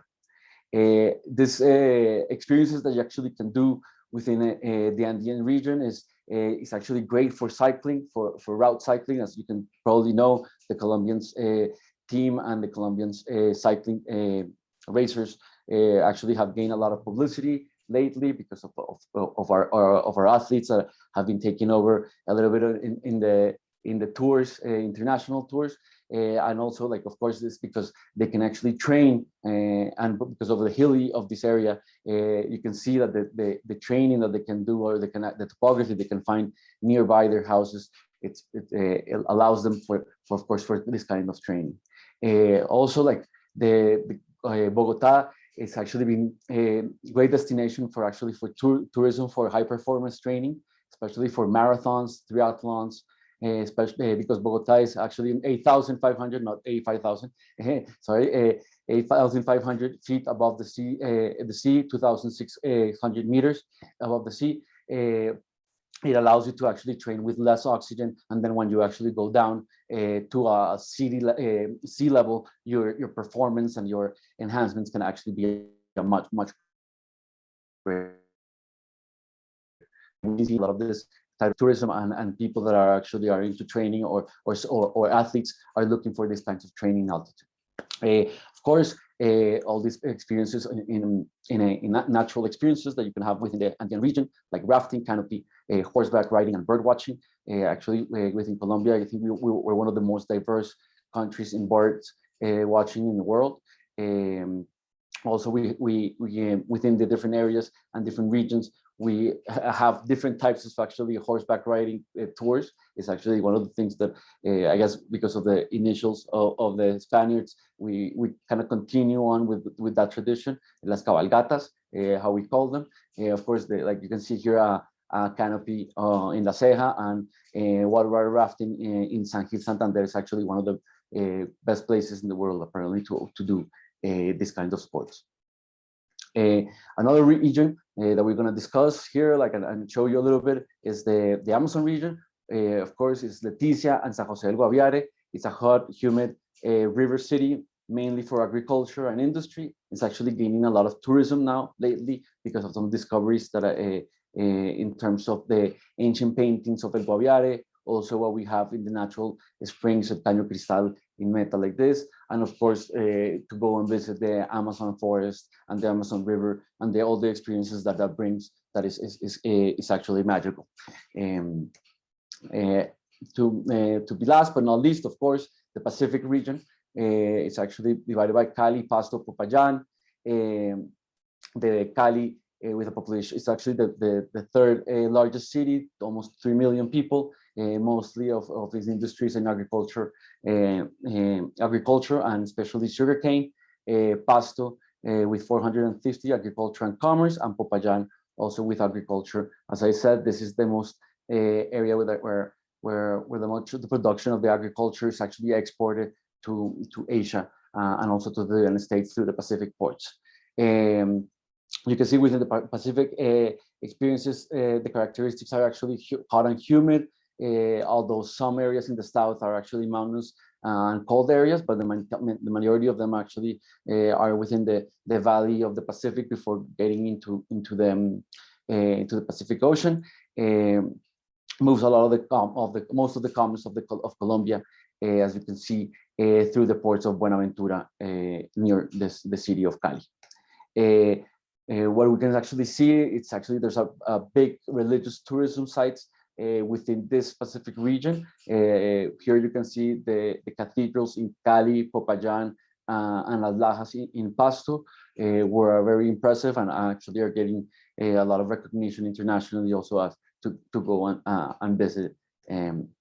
You have also within the area of Chocó, the north part of the Pacific, all the parts of whale watching in Nuquí, scuba diving, and of course like virgin beaches. To get a little bit now more into the real estate sector, I think it's also important that we touch back on it, right, and see what all the experiences and things that I showed you before in different regions of Colombia can happen. Within the Colombian, the typical like sales commission that you see through a property, urban property is 3%. I know it's a lot less than what you actually see in the States, but this is where I see a great potential also to what Alejandro said before, as the Colombians are actually one of the big buyers in the United States, is that actually you can partner with local realtors as a possibility and actually offer them a lot much better commission for them to sell properties in the States than what they actually get in Colombia. So there's an opportunity for there, although like what I want to show you is the typical real estate practices also when they actually buy in Colombia. For a rural property, it's 5%. And here, well, and I'll show you in a little bit, the social housing sector and development is actually the biggest one of all the different markets, residential markets, and it's actually done all by the developers. So, and usually the sell commission that these developers have are of 1%. I know it's very, very low, but like I said, like usually what happens is within them, they have their own sales team, their own sales force integrated within their property, their company. So and that's where they're actually used to do this. Although I think, of course, with specific developers, specific projects, I'm sure you can find much better deals. Of course, not in social housing, more into the real luxury residential sector. Our local associations that we actually have, it's important that when you look for a realtor or a partner in Colombia, that they're actually part of one of these associations. Of course, the one I represent, which is FIAPSI, which is the International Federation, where actually La Lonja Bogotá and La Lonja Medellin are actually part of and members. Also, the NAR is actually a member of FIAPSI USA. So La Lonja Bogotá is actually La Lonja of Fede Lonjas would be the kind of like a similar partner as the NAR in the States. The Fede Lonjas is basically the association for the other city or district lonjas like Bogotá, Medellin, Barranquilla, Cartagena, right? And you have another one which is called Tamacol, which also associates all the construction companies in Colombia. It's important also for you guys to know that in Colombia, a real estate broker is not obligated to have a license or any academic degree or per se. There's some things that actually we've been trying to change, but unfortunately, because of politics, it has actually the project in Congress has actually been stopped several times. So my advice to you is also look for franchisees or people that have franchises in Colombia, real estate franchises in Colombia, like for example 2021, Remax, JLL, Cushman, Colliers, Eagles and Buckers, and NAI. they're all present in Colombia, and you could probably find their offices and do some kind of business with them. They probably have standards already that can assimilate to you. Real estate, we're going to talk about some real estate examples. So you can also go, you can also see what kind of different developments you can begin to see within Colombia. Of course, social housing, second homes, senior living, mall development, and tourism clusters. I think these are the things that are moving the most right now. Of course, social housing. Social housing is well, the biggest types of developments that we see in Colombia. It's actually with the biggest demand. How we do this development here is actually all done by private companies, and are the biggest development companies in Colombia, and construction companies are social housing companies. The way that we do social housing in Colombia is that it's actually through subsidies that the government gives to the people individually, not to the developer, so that the individual then can go to the market itself and get its social house, its house at a premium rate. These houses can also be bought for investment, and it's actually because of the pandemic, I think a lot of the capital has actually switched into these kinds of properties, because also they have the most amount of return, with almost 6 to 7% return on investment compared to the 3-4 that usually with normal residential properties you can find. The good thing with also this is that, of course, the low cost investment entry, you're talking about an apartment in social housing in Colombia could start usually around $20,000. So to buy the entire apartment. So you could actually look at this as a great opportunity to buy different or a bigger share of apartments, and in that sense mitigate risk and buying different projects also from different companies. And as I said, the good thing about this one is that since it's social housing, it actually has the biggest demand, and usually are the ones that go up first for leases. The other one is, of course, the second homes for retirees. We're looking more, and especially after the pandemic, the suburban development has basically sprung back again, and very, very strong. Developments outside of Medellin, Bogota, and Cartagena, with a home and like home and a cul-de-sac in a sense. Developments and land are actually are selling a lot right now in the market. They're good because, of course, for retirees, because of the comfort that these can give, the low cost, of course, of living in Colombia, and usually, well, like, of course, with this cost, it comes also with coverage of healthcare.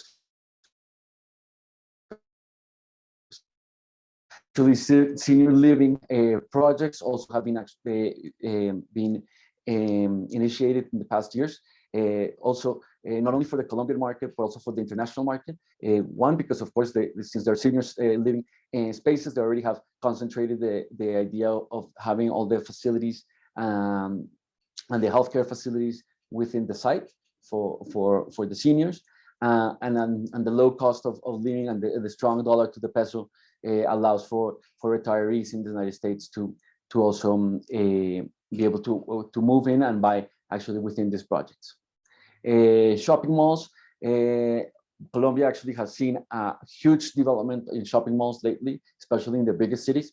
The way that we actually, but still the urban population is still growing. But I see that this can turn into more like a strip mall development, especially in the suburbs, that we're going to be able to actually see. And I think it's, especially if you can get in at the beginning with these kinds of developments in the outskirts of the cities, it's a great investment opportunity. And last but not least is actually the cluster tourisms. The Colombian government just basically promoted a new law to create cluster tourisms with tax benefits in the construction, and tax benefits also in the operation of these theme parks. The idea is to Colombia has actually for the last 20 years has had tax benefits for investments in hotel development and tourism development. But now, actually, with that ended, they're trying to take that infrastructure that was built for this and kind of like superimpose it or partner it with theme parks and touristic residents, the big developments like the ones that we see in Spain, here in Egypt, or of course, as we all know, in Orlando, that was done by Disney and Universal as a potential big projects to come to Colombia. Well, thank you again. This is my contact. Like I said, like I'm the president of YAPSI Colombia. I'm also the director of development for Hoteles Diplomat in Colombia. We do mostly business and resort development in Colombia, and we have done some in Ecuador.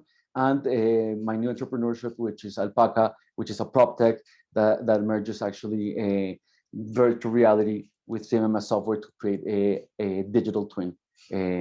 So thank you again all for having me. I'm sure people have some questions. We're gonna go in there. Thank you, Andres. I see there's a couple questions. The first one is it safe to travel in all regions of Colombia? What areas, I guess, are harvest cocaine? And can American citizen own property in Colombia? So it's like a couple questions in one. Okay, so first, yes, American citizens can buy property in Colombia just with their passports, in a sense. But in order to reside, actually, they do need a visa. For this, one opportunity that you can get is actually at the $200,000 investment in real estate visa. That is an investment visa that allows you to reside within Colombia. To stay more than 90 days. If not, with your American passport, you can stay 90 days at a time. You can extend it to 180 days. But I think the maximum amount is 180 days out of the year, like half of the year. Like, of course, well, everyone knows Colombia has some areas that are not so good, that I basically would not recommend going, but are not any of the regions that I told you right now. So no worries. The places that I showed you are safe and are basically expectant. And I have actually received a lot of investment in hotels and tourism to be able to receive this kind of visitors. Thank you so much. And also, is piracy active on the coastal waters? Piracy? No. Okay. And then the last question here is on the sales commission. You wrote 3%, and they want to know if the 3% is on both sides or one side. No, it's one side. It's the total commission, and then it gets divided by the realtors that are a part of. So 3% is total. Total, yes. Total commission. 3% is total commission. Perfect. And everyone, I want to remind. You can. Sorry. It's important to understand there that, of course, it depends on the client. Of course, if you have an American client coming to Colombia, they probably can be accustomed to the 6%. So probably that you can actually maintain that. But usually you find this like I said, 3% is most like usually what you can get.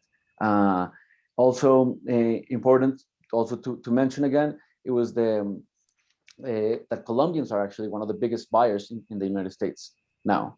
So it's important to see if you can actually partner with locals in Colombia to sell your projects in Colombia, and actually you can motivate them by being able to give them even a better commission than the ones they're used to in Colombia. So that's a great opportunity also for people to find partnerships within Colombia to sell not only properties within, but also in the States. Perfect. And I think you're going to have a client here or someone that you're going to be connecting for life. It says, thank you, Andres. And they would like to rent in Colombia without having to pay gringo prices. So this individual doesn't speak any English. So I think that he's going to reach out to you and most likely be in touch so that they can get directed to an area in like Santa Marta. They would like. Okay. Perfect. Yes, of course. So, of course. yes. So the good thing, everyone, is that we're going to have this presentations out to everyone who's here today, and we'll be able to get in touch with every speaker individually. A couple more questions really fast, so we can you go into more detail on how income, housing, investments? We won't have time today. Sorry. We'll low income housing, yes, it's a whole subject in itself. Like, I think that we can go into that. Like I said, it's the biggest types of developments in Colombia, also with the biggest market demand.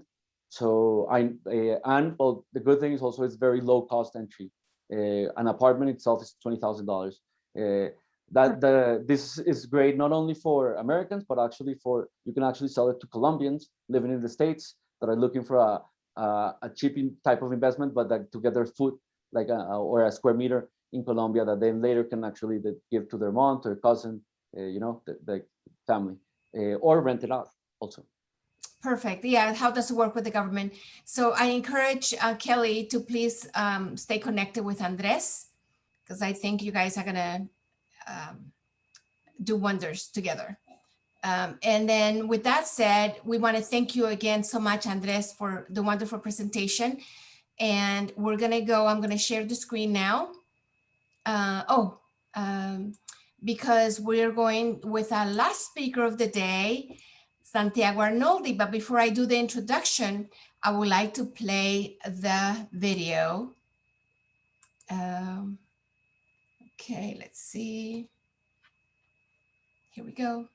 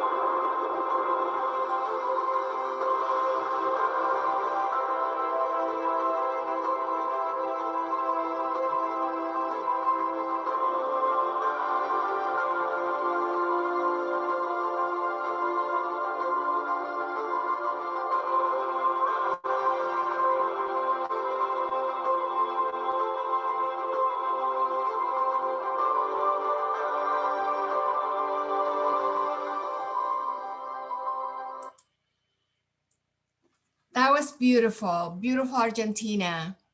So we've had some amazing videos, amazing, outstanding speakers. Now we're gonna go to Santiago, and right after I think we finish the presentation today, I would like to go book a flight to South America. So Santiago Arnoldi, our last presenter of the day, is a third-generation realtor, and he comes from a long lineage of successful real estate professionals, and it is in his blood. Broker owner of Arnoldi Properties, a 40-year-old successful real estate company in Puerto Madryn, Patagonia, Argentina. Real estate is Santiago's passion, and he is currently the president of Young Professionals Network YPN at SILA, Latin America Real Estate Association, and also president of YPN AFIDA, the Argentinian Real Estate Association. Santiago is also an international NAR member and has several designations, including SRS, ABR, CRS, and the real estate negotiation expert, RENE. Santiago enjoys traveling, skiing, sailing, mountain biking, and playing soccer. He is the director of the School of Sailing in Puerto Madryn. He's a graduate of Morón University in Buenos Aires, Argentina, and a real estate broker and public auctioneer. Well, he graduated as a real estate broker and public auctioneer. And he has a master's degree in real estate development from the Universidad Politécnica de Madrid, Argentinian real estate. He also holds a degree in biochemistry, agricultural engineering. He's well accomplished. Thank you so much, Santiago. A pleasure to have you. And let's start. Thank you, Shami. It's a pleasure for me being here, talking about my country. I think it's a very beautiful country. I will share you my presentation.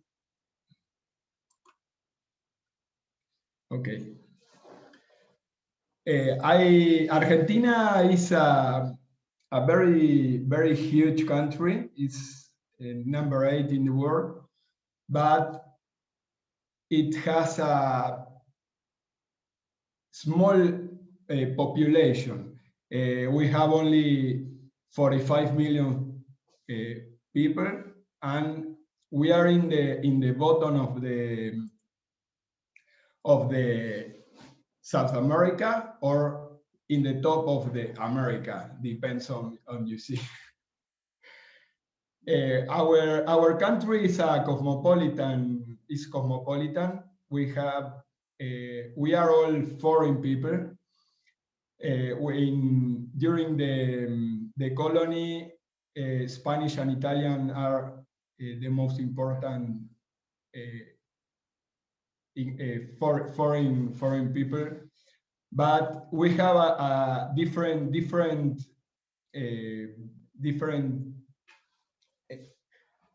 population along the country. For example, in the north of the country, we have basically Spanish and Italian, but in Patagonia, we have German, Welsh, and Italian. It's a very, very cosmopolitan country. For example, a genetic studio indicate that in our country, most of the 80% of the citizens have a mix between natives and foreign. We don't have racism and any other problem with related religion or ideologies, because I think that is because we are all foreign people. If we talk about education, more than 99% are literacy, more than 50 national universities existing in our country. Many of them are publics. It's an important point in our education because, for example, Buenos Aires University has a #1 in the ranking of universities in Latin America and number 66 in the world, and has 3 Nobel Prizes. The education is very important because here all the students are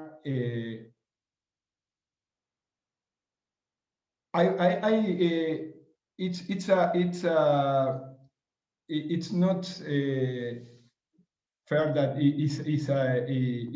if I say that they are middle or poor people, but if you don't have money, you can study, and you, maybe you will become a great professional, and this is not common in the South American education. We have 33 provinces and Buenos Aires city, and each province has a public university. About health, Argentina is one of the better health systems in Latin America. Has the medicine is recognized worldwide. We have 2 Nobel Prizes in medicine, and has a high level of private hospital like Hospital Italiano, Fleni, Favaloro. We receive a lot of people from Chile, Bolivia, Paraguay, Uruguay, because of our public medicine too. If we talk about tradition, maybe we have tango. I think that is recognized worldwide, but we love football. We are very passionate, and we love football, and we has a special tradition of football. Maybe this is dulce de leche. It's like a sweet milk. Is very, very popular in our country. You can eat a toast without sweet milk. And coffee, we drink a lot of coffee, mate, picada with wine, and asado or barbecue. That's very important point, because Argentinians want to share, be part of a group. We are friendly, passionate, affected. We love hunt, and the coffee in our country is not to pick up and go to work. The coffee during an hour, 2 hours, because you drink a coffee with friends, with people you want to talk, to meet.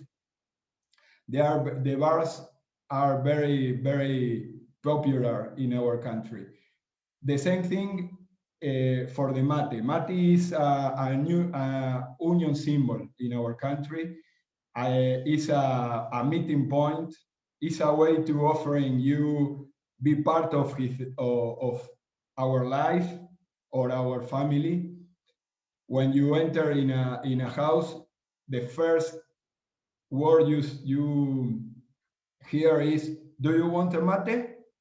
And the magic starts.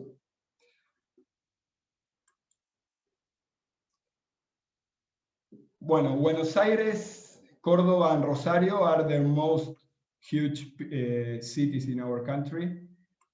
Buenos Aires has a 2.9 million population and 12.8 million if we consider the metropolitan area.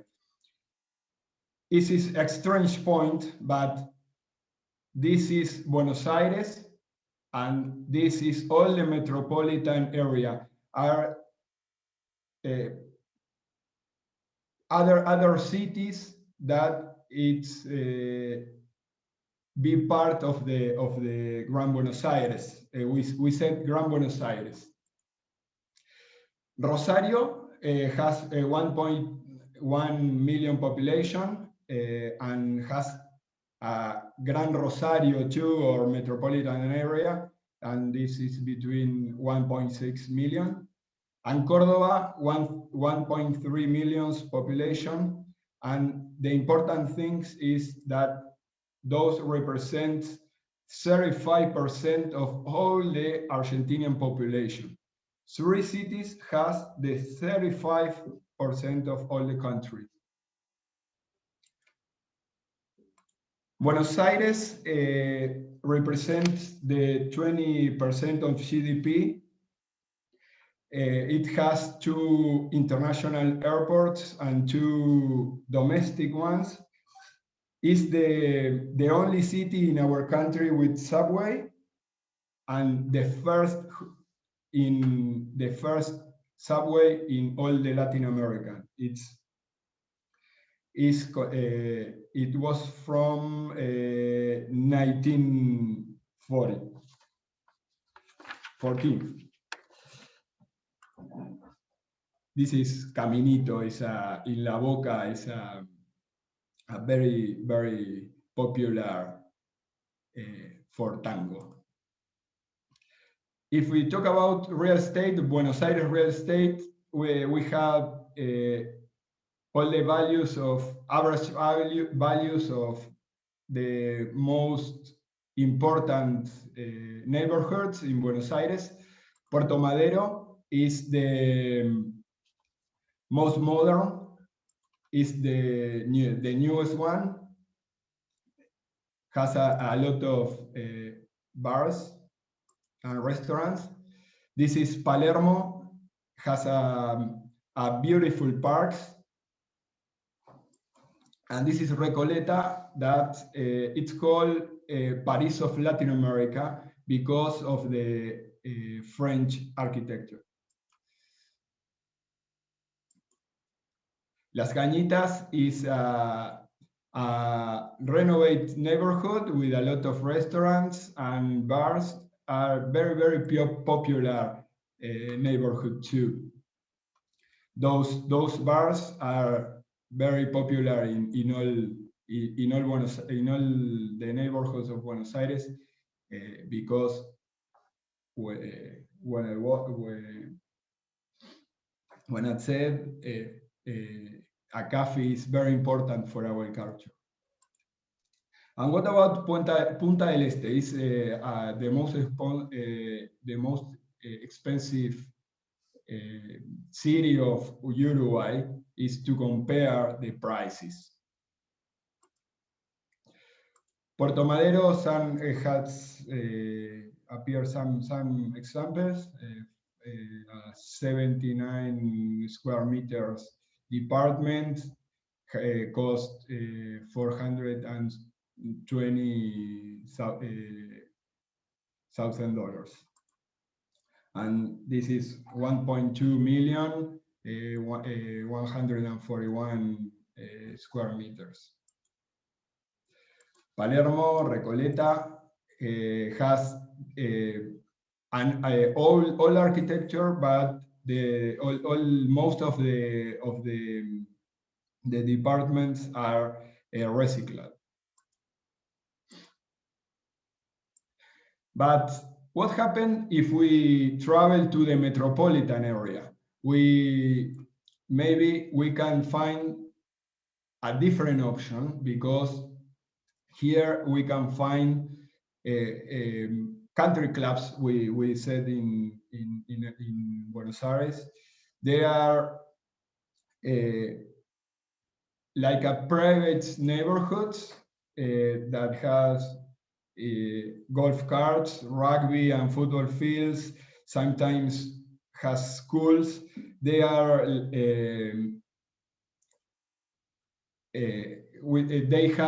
the houses here has huge parcels, and the cost is very, very low between if we compare with Buenos Aires. Look at it, it's 249 square meters, cost only $295,000. In those country clubs are very popular in the last 10 years, and they are most popular too, more popular too during 2020 with the pandemic, with the people need gardens, and they appear and started to building new areas in the south and the north of the metropolitan area. That's another option. There are modern houses, but in a big parcels. And what about Rosario? Rosario, for example, is coast on the Paraná River. It's a very, very important city for us because it has more than 70% of the grain exports and 100% of all the biodiesel produced in our country. It's one of the most important agro-industry ports in Latam, and it has very, very beautiful landscapes. And in the last, I think, 10 years, they start to recycle some old ports, old portuary zones, and appear very beautiful projects, beautiful flats and hotels and all that parks. And it's a very, very beautiful city with a different culture, and the people stay with different. I don't know if the word the people live with a different velocity. If you talk about real estate, for example, in a flat near the river has, for example, 82 square meters, cost 285,000. And for example, in the middle of the city, the prices go down. 82 square meters, only 155,000. And the same thing happened if we goes to the outside Rosario, appears bigger houses with parks, pools, and the price goes down too. If we talk about Córdoba, it's an old city, but with some modern flats. There is it has a very important economical industry, and for example, more than the 70% of the economic is for industry. That point is important because it's not usual in our country having a city with most of the 90% of the people work in a private industry. In the north of our country, most of the people are state employees, and the economic is limited. For example, Córdoba has a beautiful mix between the colony buildings and the modern buildings. Most an important point in Cordoba is that is a very important university center, because Cordoba is in the middle of the country, and most of the students has traveled to Cordoba because of the proximity to their cities. If we talk about real estate, in Cordoba, maybe we live the dollar market, and they speak in pesos. That is not common in our country. The real estate is very dollarized, but in the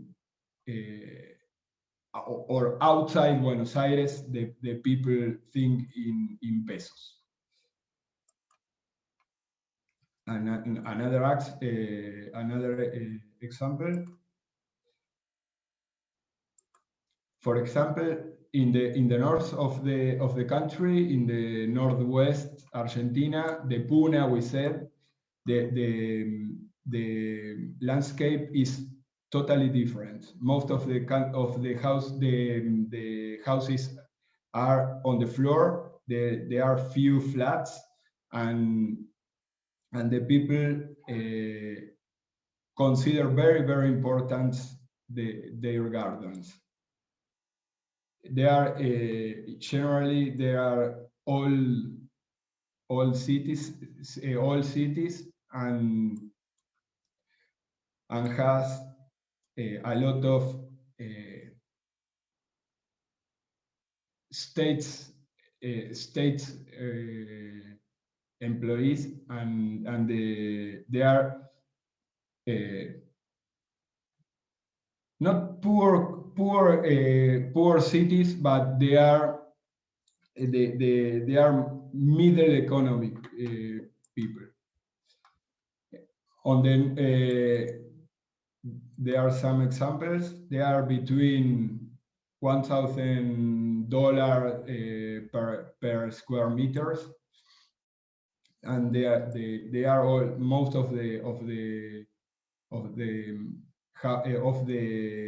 houses are they are not departments.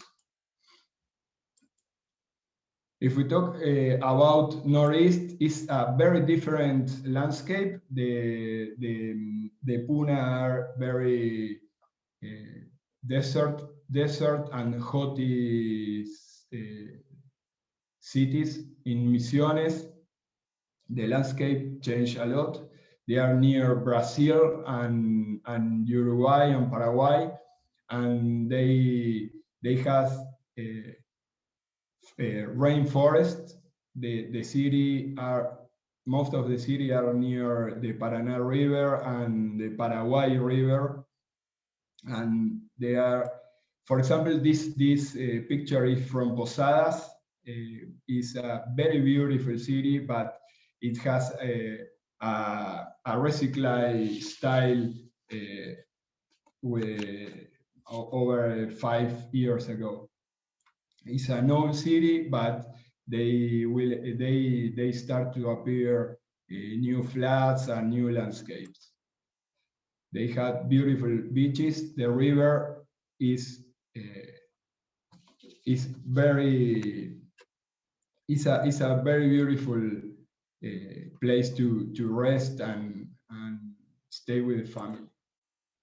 And it has the Cataratas del Iguazú, that they are very beautiful place to visit, and has maybe an interesting places to invest for the baby boomers.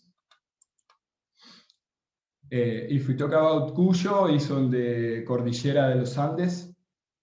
They are famous for the wine and for the olives oil, and has very, very beautiful landscape too. It's a very beautiful city to live.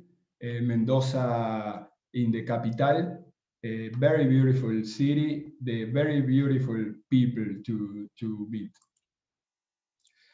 Now, West Patagonia, Patagonia is is in the middle and south parts of our country. If we talk about west, it's on Cordillera de los Andes too, and has very small village and very, very attractive village. They have very, very beautiful landscapes. They are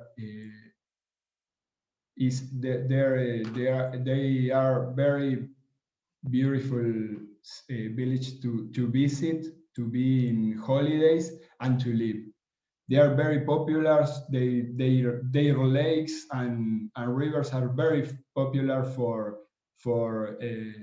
fishing, and they are recognized worldwide. And if we talk about Atlantic part of Patagonia, is over the Atlantic coast. They are very popular too because most of the beaches are recognized for the UNESCO and are World Natural Reserves. Here is for example, in Punta Tombo, has the biggest colony of penguin in the world, of Magallan penguins. Here is in Peninsula Valdez. We have orcs that has the characteristic of catch seawolf in the coast. They goes out the sea, catch the sea lion, and then they came back to the water. It's a very strange way of catching and eat. This is Puerto Madryn. My city is one of the most important most important city for tourists, because the Golfo Nuevo is the house of whales, and we have the very, very big colony of whales. They came to have a baby, and for that reason, the sea lions and all the penguins, it's considered the World Natural Reserves. We have very big beaches. Our temperature is in the north of the Patagonia is not very cold as the people thought, because in winter maybe they have 10 degrees in average, and during the summer has 25-30 grades. There is ballena franca. We said this franca whales. If we talk about prices, maybe Mendoza, we can consider only $735 per square meters, and for example in Chubut, only $1,100 per square meters. And in Patagonia, Cuyo, there are regions that you can talk in pesos, Argentinian pesos, not in dollars. But For example, if you talk about dollars, it's very important to result that, for example, we have a very special change. The official change is between today 96 pesos per dollar, but we have a dollar blue. We said that is a informal dollar that you can change 140 pesos per dollar, and for that reason the market is very strange during the last year, not only for the pandemic,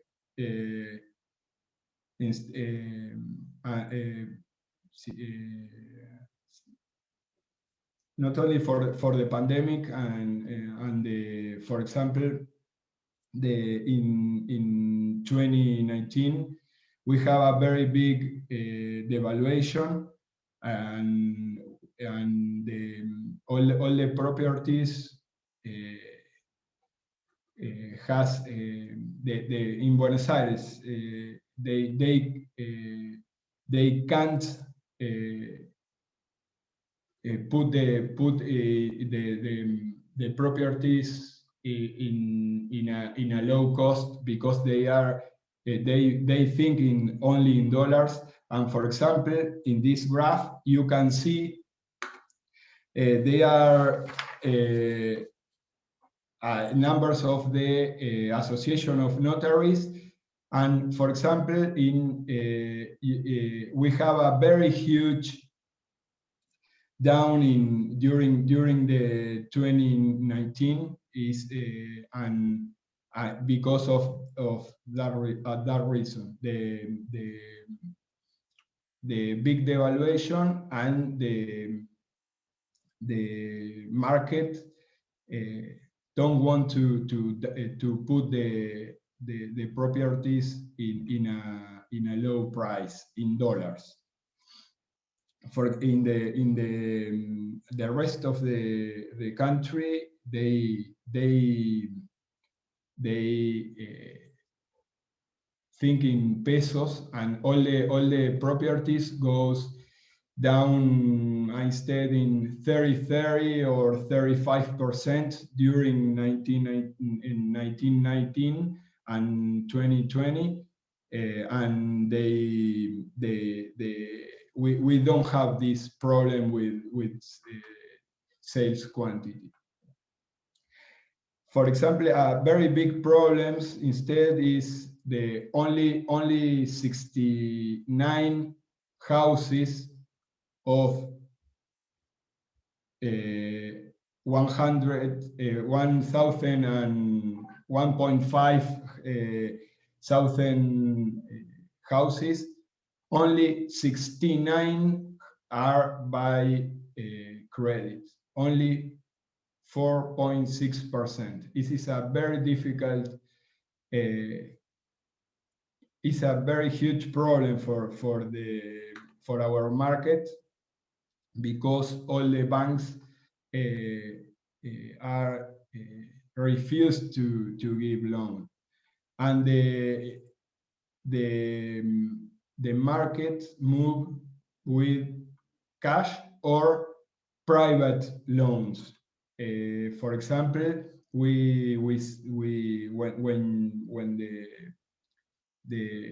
when you construct a flat, they has we call a fideicomiso, that all the people make a team. They put money to build it, and they finance the building, all the building of all the flat. Buenos Aires has only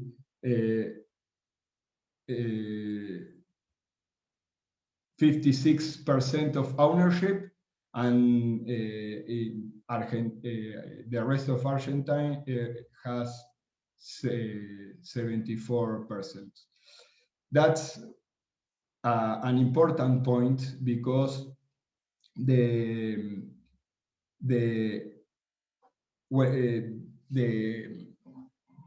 people, all the cities, most of the cities in our country has a very huge problems with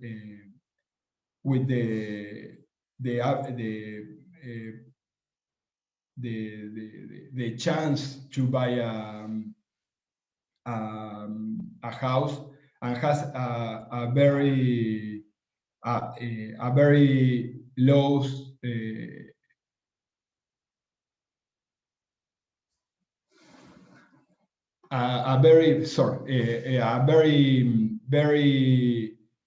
all the new families are wants to buy a house, they have very huge problem with to do this, and has to rent it.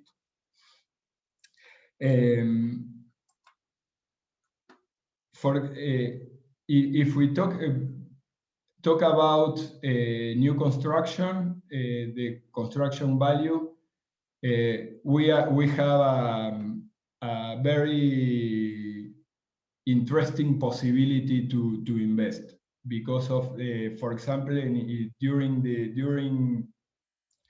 2019, the big devaluation caused that all the prices go down, and it was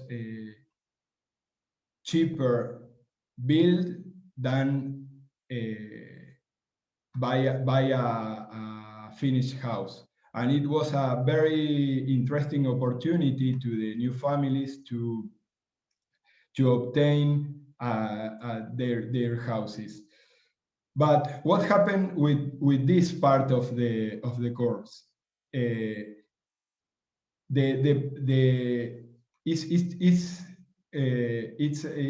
true that the market goes up, the average ticket goes up, but the other problem that we have in our country is the inflation. Over one year ago, the dollar is stable, but not the inflation caused that all the prices, the value of the square meters goes up because of the inflation, and it caused not only inflation in pesos,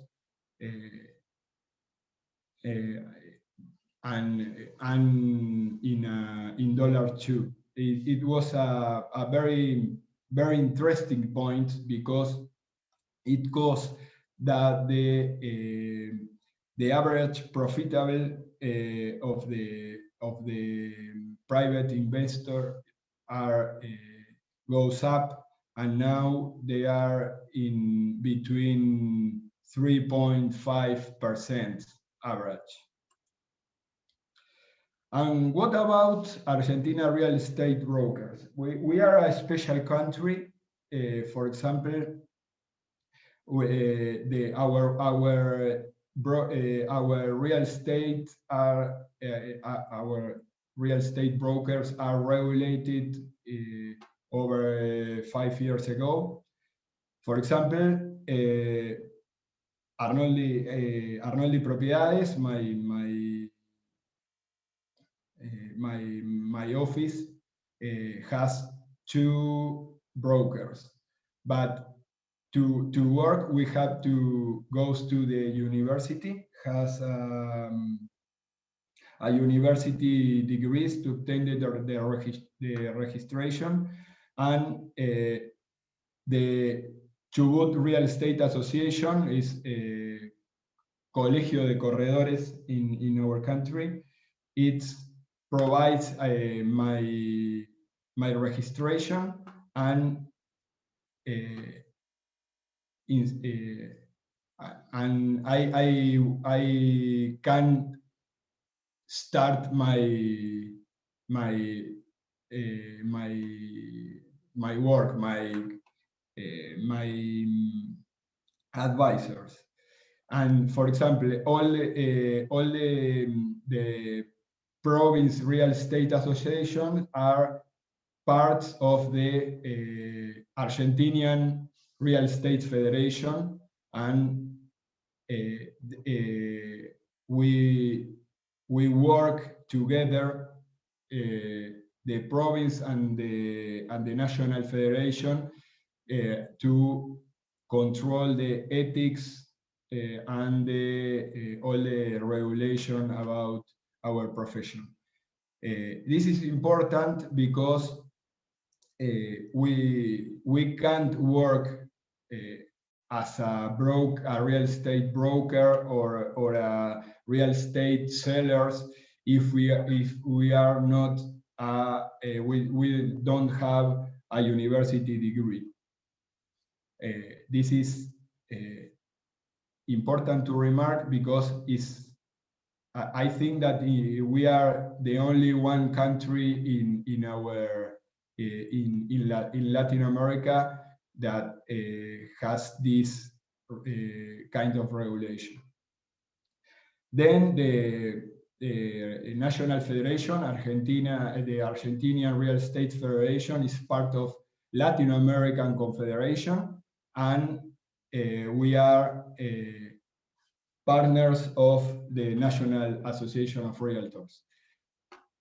That regulation and our work with the National Association of Realtors are changing our market, because the new generations are we are changing the way of thinking, the way of showing our markets, and the way we advise our clients.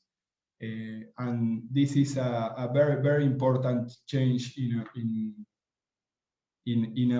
our country and our economy too. Real estate today is the third items, is the third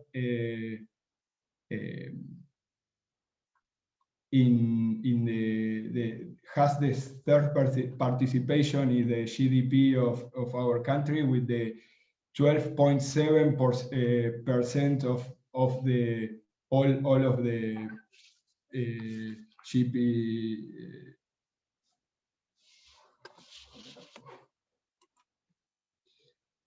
Okay, thank you very much. This is my information. Sorry for my English, but I'm very I really appreciate the opportunity to show our country and all our landscaping.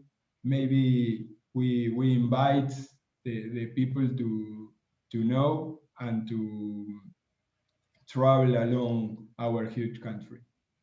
Thank you, Santiago. It was amazing. Thank you for the great information. There are some questions, but we are already way over time. So what I'm going to ask is, your email is right there. If everyone can take a screenshot of your email and ask you those questions directly, especially there is one here about specific areas, which ones are the most attractive areas for U.S. travelers, about the properties, you know, because you showed a lot of 3-bedroom, 1-bath. Are that's typical? So I think those questions can be answered. So I'll ask Greg. Yemi, if I may intervene, I saved all of the questions and I will share that with our speakers to be sent out in our follow-up email. So everyone will receive all questions as well as the answers. Okay, Excellent. So Santiago, thank you so much. And that's what we're going to do. We're going to send you some questions. And now we're going to conclude. So if you can stop sharing so I can share the last 2 slides I have. Okay. And basically for us, we would like to stay connected. So let's stay connected. That means we really appreciate everyone who joined us today. And we hope that you guys join us in the future. Right there, we have our webpage for Orange County Realtors Global Business Alliance. Our physical address is there. Our Facebook page is here. So please, let's stay connected. And then we also even have the physical address, like I said. And then we go to upcoming events. We have, and we really hope you can join us again. We have Global Week, which is scheduled for July 16th to July 23rd. So far, we have 2 CIPS core classes at the beginning and at the end of that Global Week. And then we have on the 19th, Monday, the 19th of July, we have the International Housing Report with Lawrence Yoon. And then we are working on adding some more empowering classes, webinars for the remaining 3 days, bringing great value to our members and everyone who wants to join us, who wants to participate. And that's it for us. Thank you so much. We really it has been a great pleasure to be with all of you today. And thank you everyone for joining us. Thank you to the wonderful speakers. It was amazing. And we just hope we stay connected.